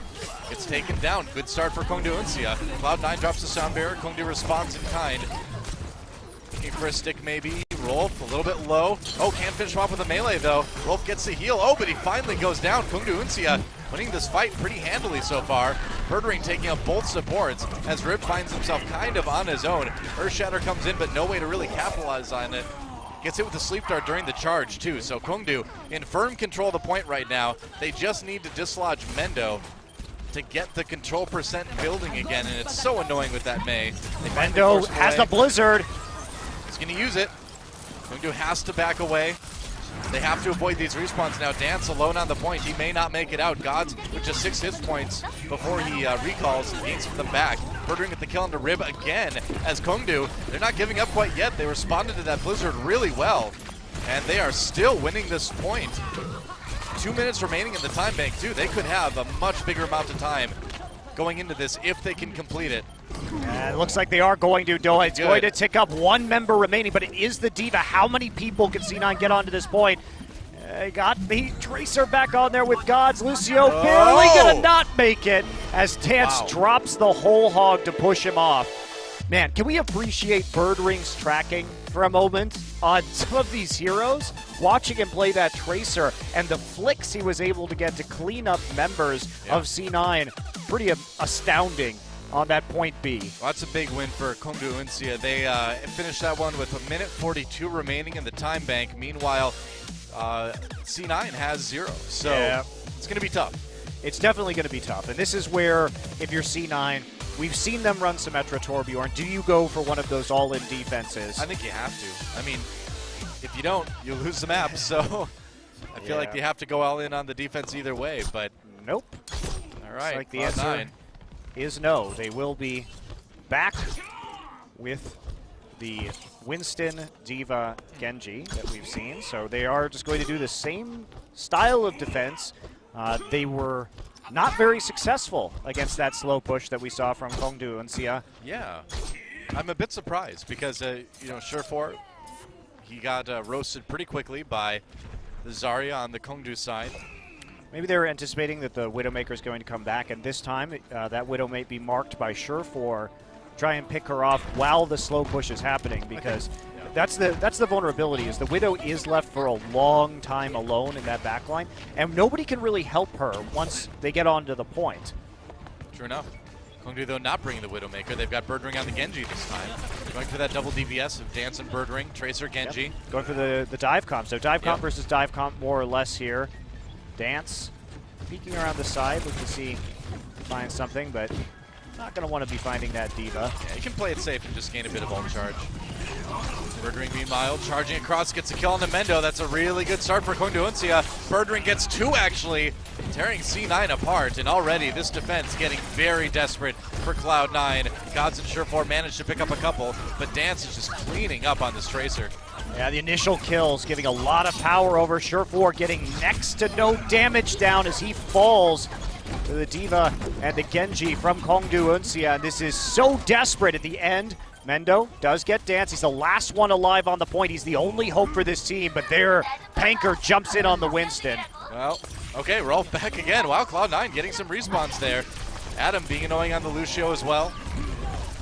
But I don't know if they can do it. Maybe. Nah, Kongdoo getting too many kills here. Birdring putting that Nano Blade, or putting that just regular old Dragon Blade to good use. And that should be about it. Yeah, point A. Self-destruct coming in to try to push Cloud9 back. They do pop Gods out of the Diva suit. Meanwhile, Mendo trying to be a hero, but there goes Tracer. No cavalry here this time, and yeah, that's an easy win for Kongdoo Uncia. Yeah, nano boosting the Winston at the end too. Exactly what you want to do against the Mini Diva and the Tracer. Make sure that they're going to take a bunch of damage that they can't easily escape from. Minimize your ability to miss in those situations just by using the Tesla Cannon at close range when you know they have to contest that point. So Kongdoo going to take it 3-2 and put themselves 1 game away from eliminating Cloud9 from Apex. Yep. This is do or die time for C9. The one advantage I think that they can take to heart is that maybe they don't have to play Kongdoo Uncia on King's Row, because they are going to have the map selection here. Well, if they pick King's Row, that would be pretty shocking. Well, Kongdoo Uncia is 2-0 on King's Row this tournament, and they have looked wonderful on that map. You do not pick King's Row if you are Cloud9 right now. No, you don't. You definitely do not. See what Cloud9 decides to go with, but yeah, their tournament is on the line right now. It is literally win or go home for these guys. One thing we can say about Cloud9 is win or lose, they've looked significantly better tonight than they did against Africa Blue. King's Row not even an option, will be Gibraltar. Okay. So Gibraltar will be where Cloud9 makes their last stand. Or second to last stand. Perhaps. It's their first last stand. Their first last stand. Yeah. Their first Alamo. It may be their last stand now, but it may be their second to last stand. We'll know in approximately, what, like 15 minutes? They are 0-1 on Gibraltar. in this tournament so far. So, well, interesting that they select that map in particular. Must not a be large feeling- sample size to go off of, though, True. really. I just wasn't very impressed with their Gibraltar play. But with the kind of compositions they've been running, similar to what we've seen from Envy at times on that point A, maybe they're confident because they've been practicing these highly mobile comps. We'll find out. Do or die for Cloud9 as they need to win this map if they want to have a chance to move on. Meanwhile, Kongdoo, they're going to cruise to the playoffs either way. We'll see if they can end it right here. Time to go to Gibraltar.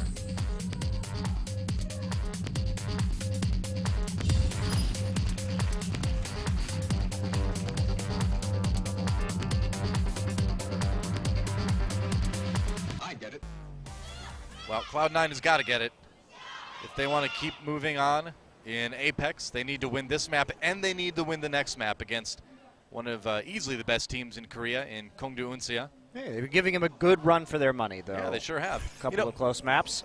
One thing I think you can say for Cloud9 is they have been looking better each match we've seen them. I don't know. I think they look pretty bad against Africa Blue, frankly.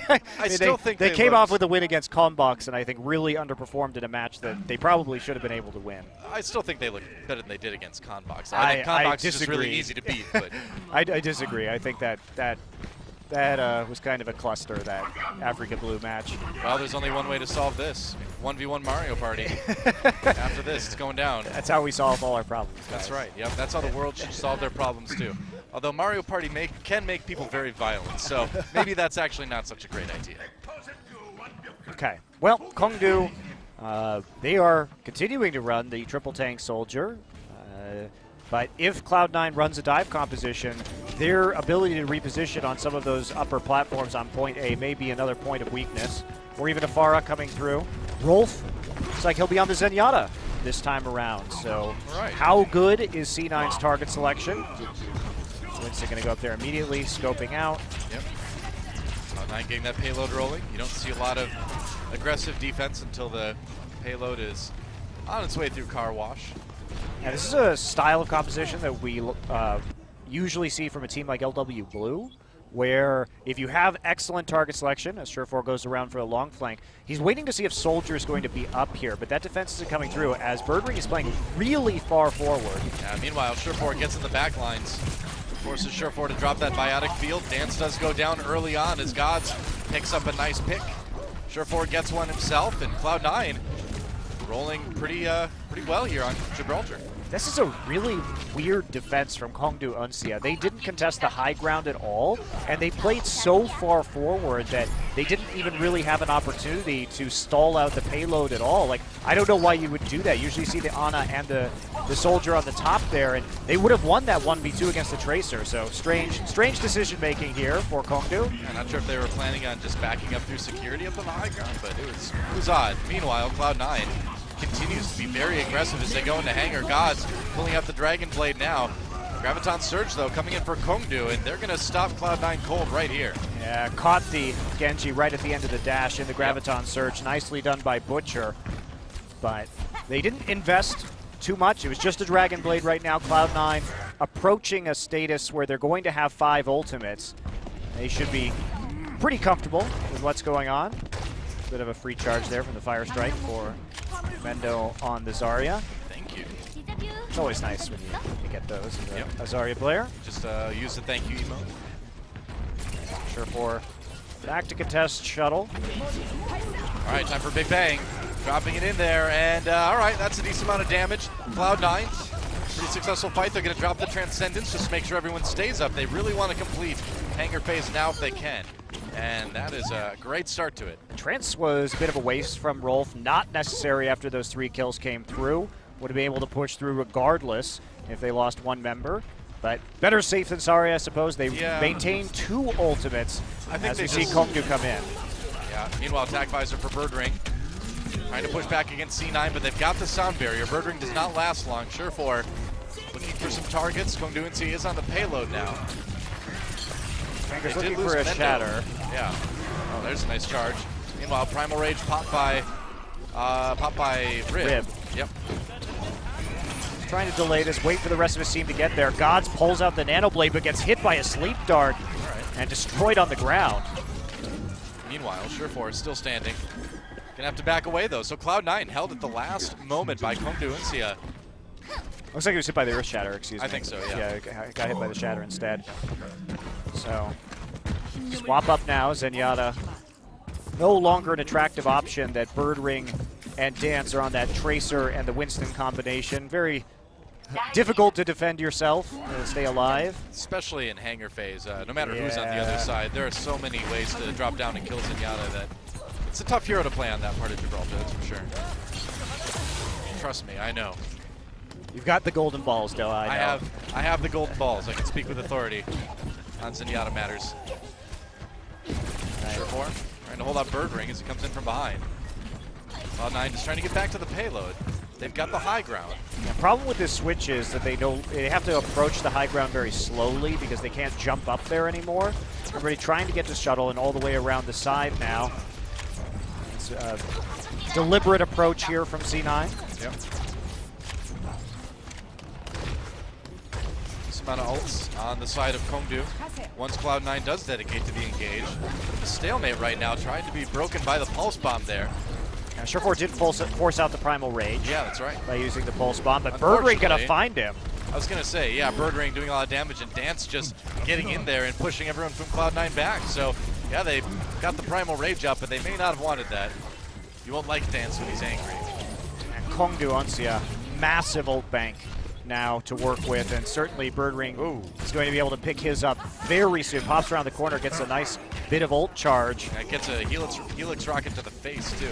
All right, Surefour now off of the Tracer. Bit surprised that we're seeing this instead of the McCree, given that Birdring is doing so well on the Tracer so far. Take the high ground to Soldier, though. It gets good. Birdring, or rather Butcher, drops a Graviton Surge, Dance with a couple kills. Looks like Kongdoo going to be able to push this back for the moment.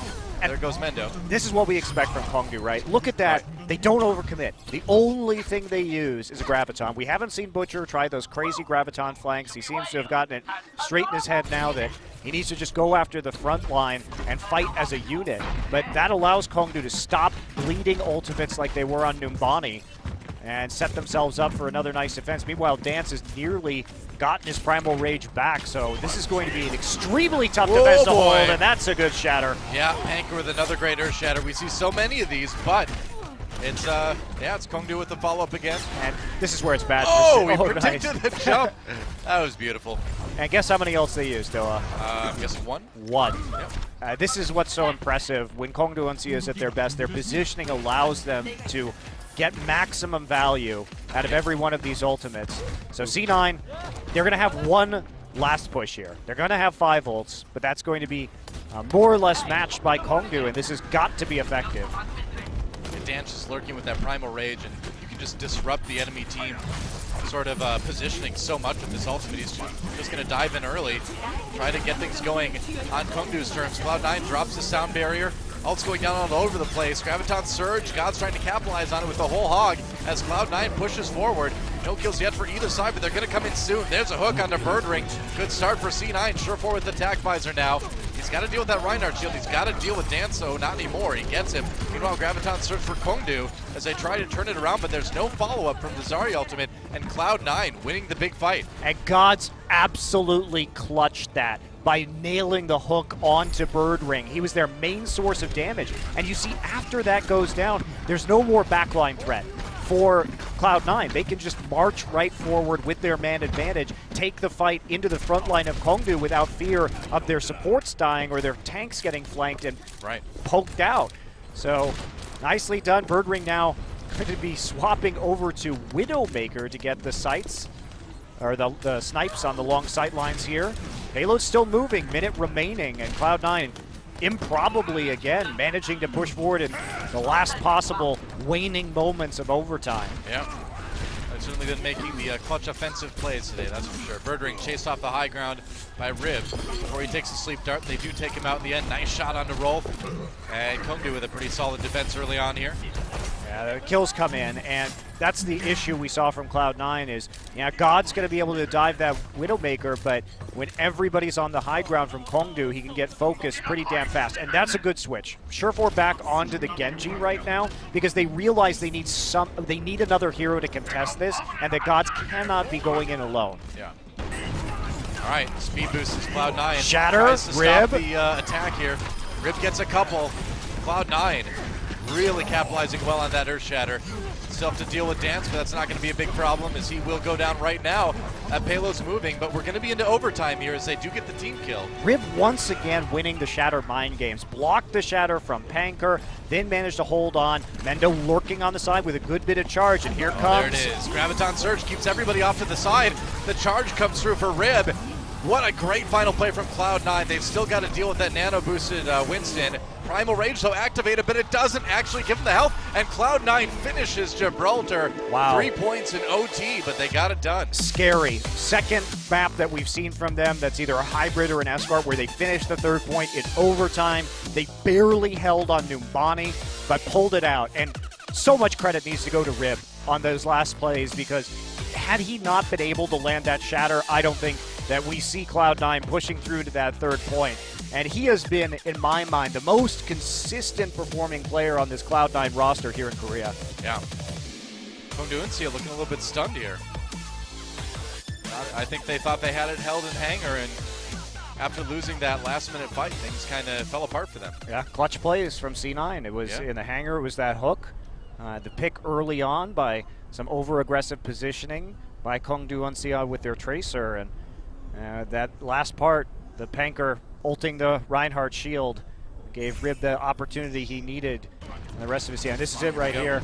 You look at that, I mean, it just doesn't hit anybody. The Zarya shield, the Reinhardt shield there, and clutch turnaround on that Shatter.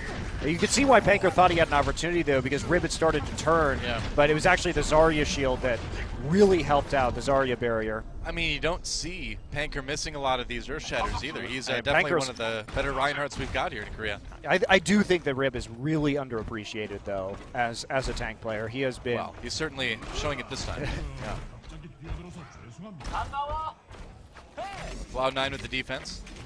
And all they have to do to tie this series up is just simply stop Kongdoo Uncia from finishing the offensive round. Yeah. Can they do it? They are going to be using Gods and single support. Well, double support, actually, so no single support. Adam will be maintaining the Lucio pickup, so not quite the same style of defense as we would see from Envy, but still going to have a good ability to reposition. Meanwhile, Kongdoo Uncia, Butcher will be on the Winston. Bubbly swaps over now to the Lucio. But it's going to be 2v2 on the high ground, the Genji and the Winston versus potentially 3 members, actually, the Ana, Soldier, and Winston from C9. I think Cloud9's going to play this one really safe. They're already starting very, very far back. I mean, this positioning is pretty standard. Yep. Now, can Butcher get some work done up top? Lucio is also there. Murdering comes up too. They push Cloud9 back a little bit, but they have to give up the high ground. A little bit too much incoming damage from Cloud9 side. Murdering back to the payload right now. Rib a little bit on his own, but he's being kept up pretty well by the healing. That was good play by Butcher because he got 3 people effectively out of that fight. They're doing it again right now. Yeah, well, that was really close. I mean, clutch by out a grenade to keep Surefour alive. Murdering goes down eventually. Cloud9 winning this defensive battle.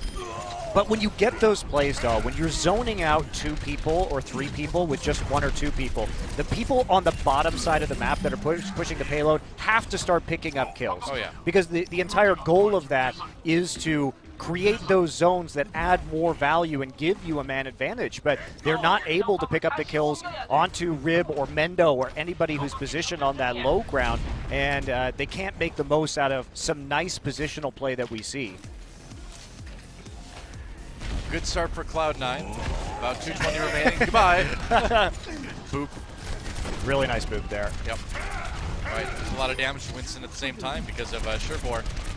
And already, Kongdoo Uncia pushed back. Yeah, they've just taken way too much damage.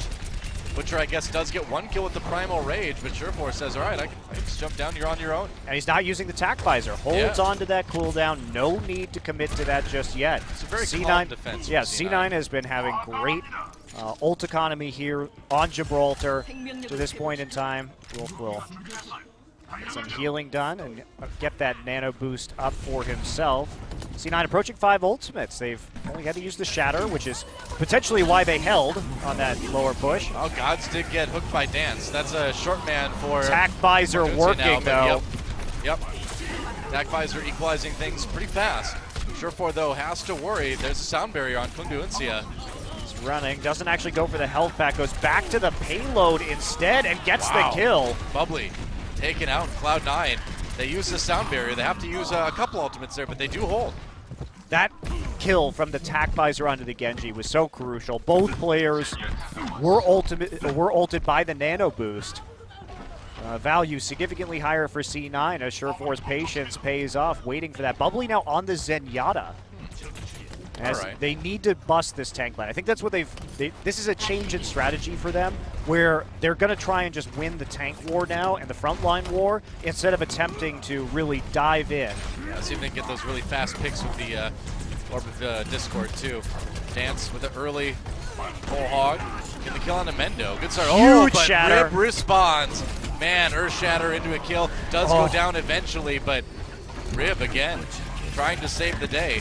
Looks like Cloud9 is going to have a little bit of a hard time holding it as Surefor gets taken out. They're going to go and use the nano boost too. Nice sleep dart onto Panker actually as Cloud9 still holding this with whatever they've got left. Yeah, God's on the point, and actually it looked like Mendo may have gotten the nano boost there, charging forward to Zombie. Nope, looks like it's Surefor on top of the payload as he gets bounced around. It's 12 seconds left though. This is desperation for Kongdoo. They need to clean off the last members of Cloud9 to take point A. And it's such a long run back for them, even though they have this advantage, but they can't get they'll do it. Any ultimates out. Butcher will pop that Primal Rage, so in overtime, 2.5 minutes are added onto this clock, and they head into shuttle. Yeah. But because they just won that fight, oops, and that's a forward spawn there for some of the members of C9. They kill Rolf. It hurts when you get forward spawned like that. Yeah. Everybody else at the back spawn. And because of that and the investment from C9 to try and prevent them from overtime, they will have really no opportunity now to maintain high ground control or make a convincing defense until the last part of Hangar. That's pretty tragic because they held that for so long, and now Kongdoo may be able to build some decent time back if they can take Hangar quickly. It's a decision that you make, though, as a team, right? Are you just going to let them have it in that overtime or close to the end of overtime and make a better defense with the high ground, or is this going to happen? The Soldier Wars that are... Tack visor, that solves that fight really quick. Birdering jumping down now. They really want to complete this stage as fast as they can to get more time back, but Gods gets the kill on the Soldier in response. Dance, meanwhile, on the payload. Gets the hook. There goes Mendo. He's got the whole hog. Going to use it immediately just to keep Cloud9 at bay. Yeah, they need to get more time here because the last phase of Gibraltar can be a bit tricky, but Surefor's coming back in with attack of his own. Yeah, attack visor specifically. And Cloud9 going to be able to hold the payload just 2.65 meters from the end of point B. Just barely. And Kongdoo used a lot of ults because they thought they were going to be able to push it out. They used attack visor for just one kill. Then they tried to nano boost the Roadhog to push people away and clean up so they could just push that payload to the end. It's really been a game of inches between these two teams on every close. map so far. Yeah, the only one that wasn't that close was Nepal. Everything else has been pretty tight. Guess what? Dance on the Pharah now. Interesting. Mendo onto Reaper, trying to handle Butcher. Yeah. All right, sound barrier for Cloud9. They're going to go for the defensive attack here. Dance forced away for the moment. Butcher's still there. Primal Rage time. He's going to go in onto Cloud9. A lot of trouble for Mendo as he just gets knocked out of the way and knocked out of existence. Sleep Dart, though, that's going to take a lot of that Primal Rage time. Yeah, God's got one as well, so he's going to be swinging away, trying to get rid of this. Dance, trying to get into position, but he's actually knocked backwards, so his value on this nano boost is basically zero. Yeah, that was actually a really good play by Gods. Meanwhile, Rib with another Earth Shatter gets the kill onto Panker, and Cloud9 holding no Reinhardt. There's the OT. And Kongdoo Uncia, they have nobody to really get back on the payload in a meaningful way, and Butcher tried to do it, couldn't get there. Cloud9 takes Gibraltar. And they're going to take us to a 5th and final game this series. Wow. Cloud9 definitely in charge of their own destiny. They have looked a lot better on these hybrid and payload maps, but they are not going to be able to select the last map in this best of 5. That will go over to Kongdoo Uncia. It's a scary position to be in for Cloud9. Kongdoo Uncia with really nothing to worry about. They're already through the playoffs. They're already through in first place even. But Cloud9 with a huge chance to make the playoffs. They've been coming out by the skin of their teeth, Doa. Yeah, they have. But it's working so far. Yeah. Oh, camera ran into the booth. Hate it when that happens. It's a big booth, you know? Sometimes that booth just jumps out at you. You know how it is. Get surprised by the booth. Yep. Well, see what Kongdoo Uncia can do. They Like and no. we're taking a look at Africa Blue because if C9 wins, that man will not be going to the playoffs. No. That'd be pretty tragic for Africa Blue right there if they come to the studio expecting to participate in that group draw, but Cloud9 can keep him in that chair. Well, actually, they can't stop him from going home, I suppose, but they can keep them from getting on stage anyway. Well, this is it. Do or die time for C9. Yeah. Pride of the West on the line. Cloud9 must face Kongdoo Uncia for a battle to get to the playoffs on the map known as Eichenwald. All right, Eichenwald will be final map in this best of 5. These teams, it looks like C9 has had a pretty good advantage on these payload maps so far. Kongdoo has not been able to have the best management of their ult economy. Mendo not worried, apparently. Things looking pretty positive in the booth for Cloud9. And Rib, man, if anybody deserves MVP in this series, if they win it, it's definitely going to be that guy. I'd have to say, I agree with you, Doa. Of course, depends on what happens in this final map, but It's true. Surefour's been doing great as well, but Rib, his decision-making has resulted in some big team fight wins. Well, it is time. Cloud9, a chance to get to the playoffs. All they have to do is beat Kongdoo Uncia on Eichenwald. Time to get in the game and see if they can make it happen.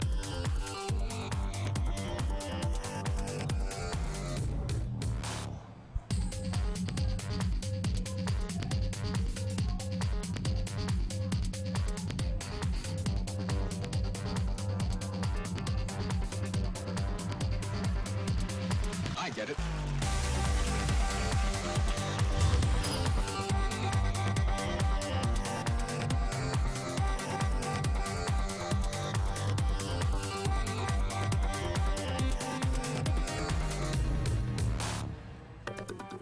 We began with a 2-0 on Nepal in favor of Kongdoo. C9 picked Nimbani, came back and won that one. Temple of Anubis chosen by Kongdoo Uncia. They took it in a close 3-2 in Time Bank. Then on Gibraltar, Cloud9 wins it 3-1 with that clutch overtime finish. And now we're on Eichenwald. Cloud9, a win here will send them to the playoffs. Kongdoo Uncia already going through in first place. But pride is on the line here. And the fate of another Korean team as well. Yeah, certainly. Symmetra is going to be the selection here from Kongdoo Uncia, looking to get that shield generator down as fast as possible. But this turret placement, it is vulnerable if they have a Pharah Mercy. And we've seen Cloud9 really like to run that composition. And Pharah and Mercy can just pop over the building and get an easy flank onto you. It's probably why they have the McCree, though. Yep. Well, we may actually see. Okay, I was wondering if they were going to stick with the Sombra, but they will go with the Pharah, it looks like. No Mercy, though.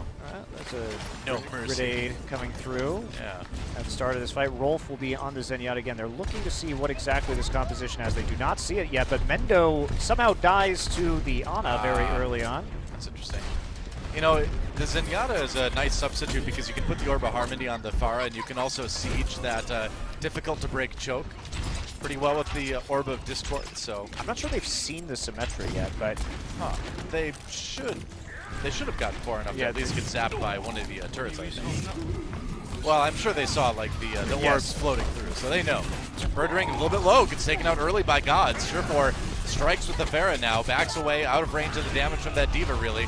Raining hell down onto Kongdoo Uncia right now. Bubbly taken out. But he gets Bubbly gets 3 kills before that, though. What in the world?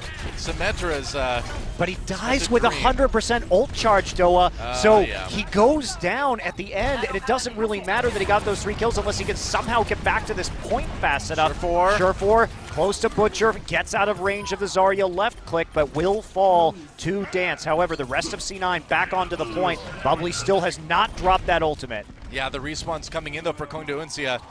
And like you said, Bubbly has that.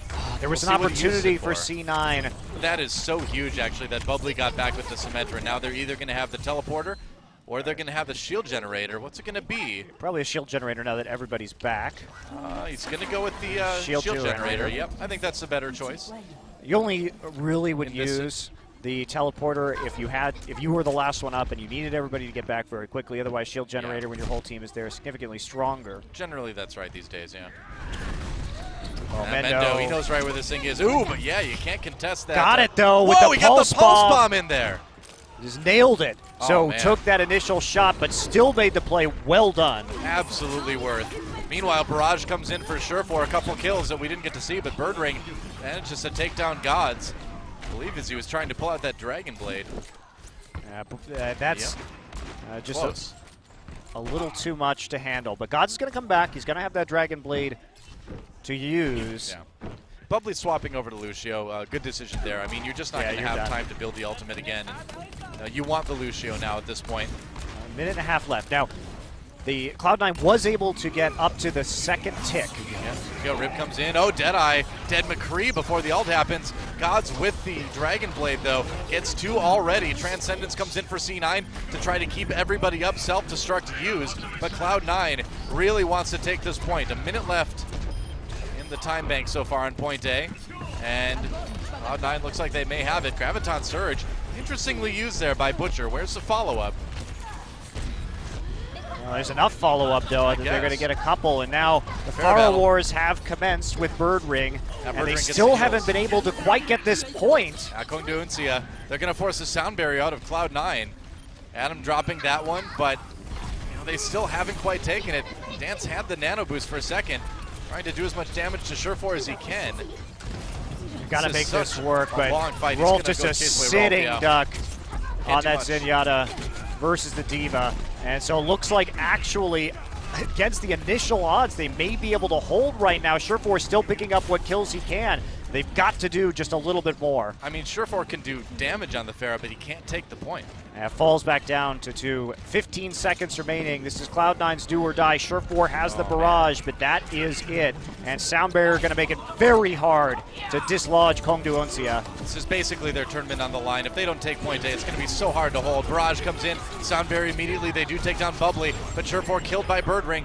God's backing out with the Dragon Blade, looking for the kill onto Lucid. He does find it. Cloud9, they've made the clutch plays before. They need to come up with another big one right here. But there's a couple really tough to dislodge players for Kongdoo sitting on the payload right now, and that may be it. Self-destruct to keep him away, and Cloud9 will not even take point A. In order to keep this thing going, they have to full hold.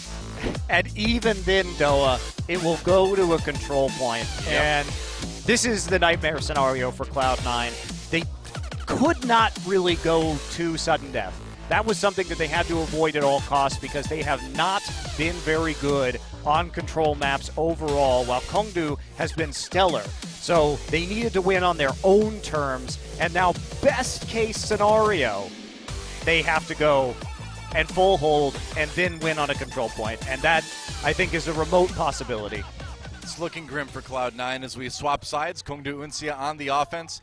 All they need to do to win this best of 5 is simply take that point right there on your screen. That would knock Cloud9 out of the tournament. That would send Africa Blue to the playoffs. And it is looking grim. Oh man, for the Western team. It was so close there. On 2 Yeah. occasions, they had nearly capped the point. They were a hair's breadth away from getting the control meter all the way, but couldn't do it. And Cloud9 has been clutching out in this series on do-or-die situations in overtime. They've been successful so far, but finally, that comes back to haunt them. Yeah. Birdring going to be potentially on the Reaper. It'll be interesting to see what he does there. Surefour on the McCree, just in case that Pharah comes through, they have a tool to deal with it. Also, in potential anticipation of a Tracer pick. I really like C9's comp as far as just being very stable. You've got everybody basically on their favorite hero right now. And it really doesn't get, I suppose, too much more comfortable hero-wise for Cloud9. It is disappointing if Cloud9 goes home after this, because you wonder where this Cloud9 was in their Africa Blue match. They had looked significantly more coordinated this evening. Well, they got that training. Either way, we'll see what they can do when they bring it back to North America. But they've still got a chance. They can full hold here, then they can win the control tiebreaker. But they need to stop Kongdoo Uncia from taking point A. Patience here from Kongdoo. Sticking with the Reaper. Charge not going to work, but Zarya's shield will prevent the hook from hitting from Dance. Yeah, Rip missing the charge was a scary moment, but like you said, that shield from Mendo keeps him up. Cloud9 backing up to the point. There's a hook from Gods. A lot of damage onto Dance. They take him down. Cloud9 winning this early defensive fight. Mendo with a couple kills. And it looks like Cloud9 will be able to hold for now. Good start. Tanker pushed off Gods once again. Hitting a nice hook, and that's a good split spawn onto Lucid as Mendo gets a nice right click in between those buildings to finish off the kill. It's going to buy another 5 seconds at least for Cloud9. Still have 3 minutes to go, though, as we take a look at Mendo very briefly. Surefour with the Deadeye up and can zone if he needs it. Finally going to get the nano boost up as well. Not committing it to this fight, however. Speed walking his way up there. Nice shield break. Took off very the shield. nice shield break. Yeah, that allowed him to get the kill onto Lucid too. He got just enough around that corner to find multiple people with that charged Deadeye. So good value out of that ultimate, getting time and a kill. And I mean, that's another one fight. Yeah, it was only one kill, but it causes Kongdoo to have to pull back completely, reset again. Cloud9 has used up quite a bit of time already. They're going to go for the Totalstein as Mendo comes in. He's got the nano boost as well, but where are the kills? There they are, coming in now, and Cloud9 winning this defensive round pretty handily so far. They did lose Mendo, though. So if Kongdoo can reset quickly, they've got the ult advantage and they might be able to push it. But Kongdoo's been dry pushing this entire game, Noah. That's the scary part, is that they have yet to use a single ultimate, and they know their ult economy is going to be strong. They may just go for the massive wombo. I mean, all they need to do is take point A so they can put absolutely everything into that. I think this is smart play, right? Yep. You don't have to worry about pushing the payload afterwards, so why not just go for a 6-man push, or 6-ult push? That's exactly what they're going to do. They're going to boost the Reaper. It's back to Beyblade again. He's going to get 2 with the Death Blossom. There's the Earthshatter coming in. Meanwhile, Surefour tries to equalize, gets 2, nearly gets 3. Oh, Birdring does go down, courtesy of Rolf. And Cloud9, wow, have they actually survived this one? It's close. Oh, the Reinhardts hit each other. That saved him from the pin. I think, no, wait, Surefour, he got crushed between the Reinhardts. Ouch. It hurts bad. And this is a problem for C9. Sound barrier comes in. Kongdoo just wants to try to secure this one. They are so close. Bubbly with the kill. Couple kills coming in for Kongdoo now. And there goes Mendo. Rib comes back on his own on the Reinhardt. Not going to last long enough. And Kongdoo Uncia will win Eichenwald. They will win this best of 5. And they will knock Cloud9 out of Apex Season 2. Yeah. Kongdoo, though, really pushed to their limits, and Cloud9 showing a much better performance here in the final match that we saw from them for the rest of this tournament. Yeah, that's a tough loss for sure. It really does, going to that 5th and final map and not being able to pull it out. But Kongdoo Uncia, you see, they were so patient on that push, and that's what we see from really great teams, that level of decision making. Just go ahead, bleed C9 out of ultimates as they try and defend. Yeah. Who cares? You only need one successful push. You don't have to look for a long time moving the payload after that. So their patience pays off, and Kongdoo will take the win. Yep, that's a win for Africa Blue as well. They get to go to the playoffs now. They will finish 2nd in Group C. And Kongdoo Uncia, despite struggling with Cloud9 pretty heavily today, still goes into the playoffs, I think, is one of the favorite teams in this tournament. Yeah, I think that they had some more distinct weaknesses than we've seen from them in other matches. They did fall apart on some of their hybrid and escort maps, but still looking good on control for sure. Yeah. Well, I'm excited to see what Cloud9 can do in the events that they're going to participate in next, because they looked very good in this best of 5 despite the loss, and should be a team to watch out for in the future. Certainly a team that's been developing after their latest roster swap, bringing Gods onto the roster, and their practice here in Korea is evident in this last match. You know, again, it's a pretty tragic ending for these guys, but I think overall, Cloud9 is coming away from Apex much improved. Absolutely. Yeah.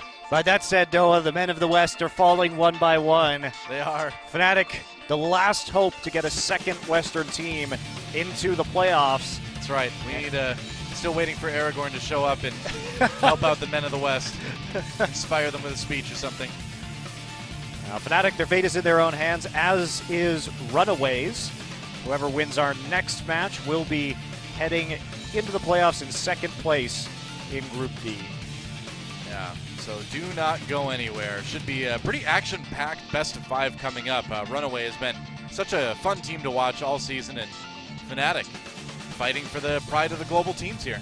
Not to put salt in the wound, Noah, but this is also one of those times that really goes to show how much every map matters, because had C9 took one more map against Africa Blue, they would have been going to playoffs, because they could have lost 2-3 and still gone. Like that, it really hurts, but every map here is incredibly important. Well, if you're good at anything, Monty, over the years I've learned it's making Western fans feel bad. So par for the course there. Special. Well done, well done. That's my mutant power if I was an X-Man, Noah. That's true. At first, people weren't afraid of it, but now it's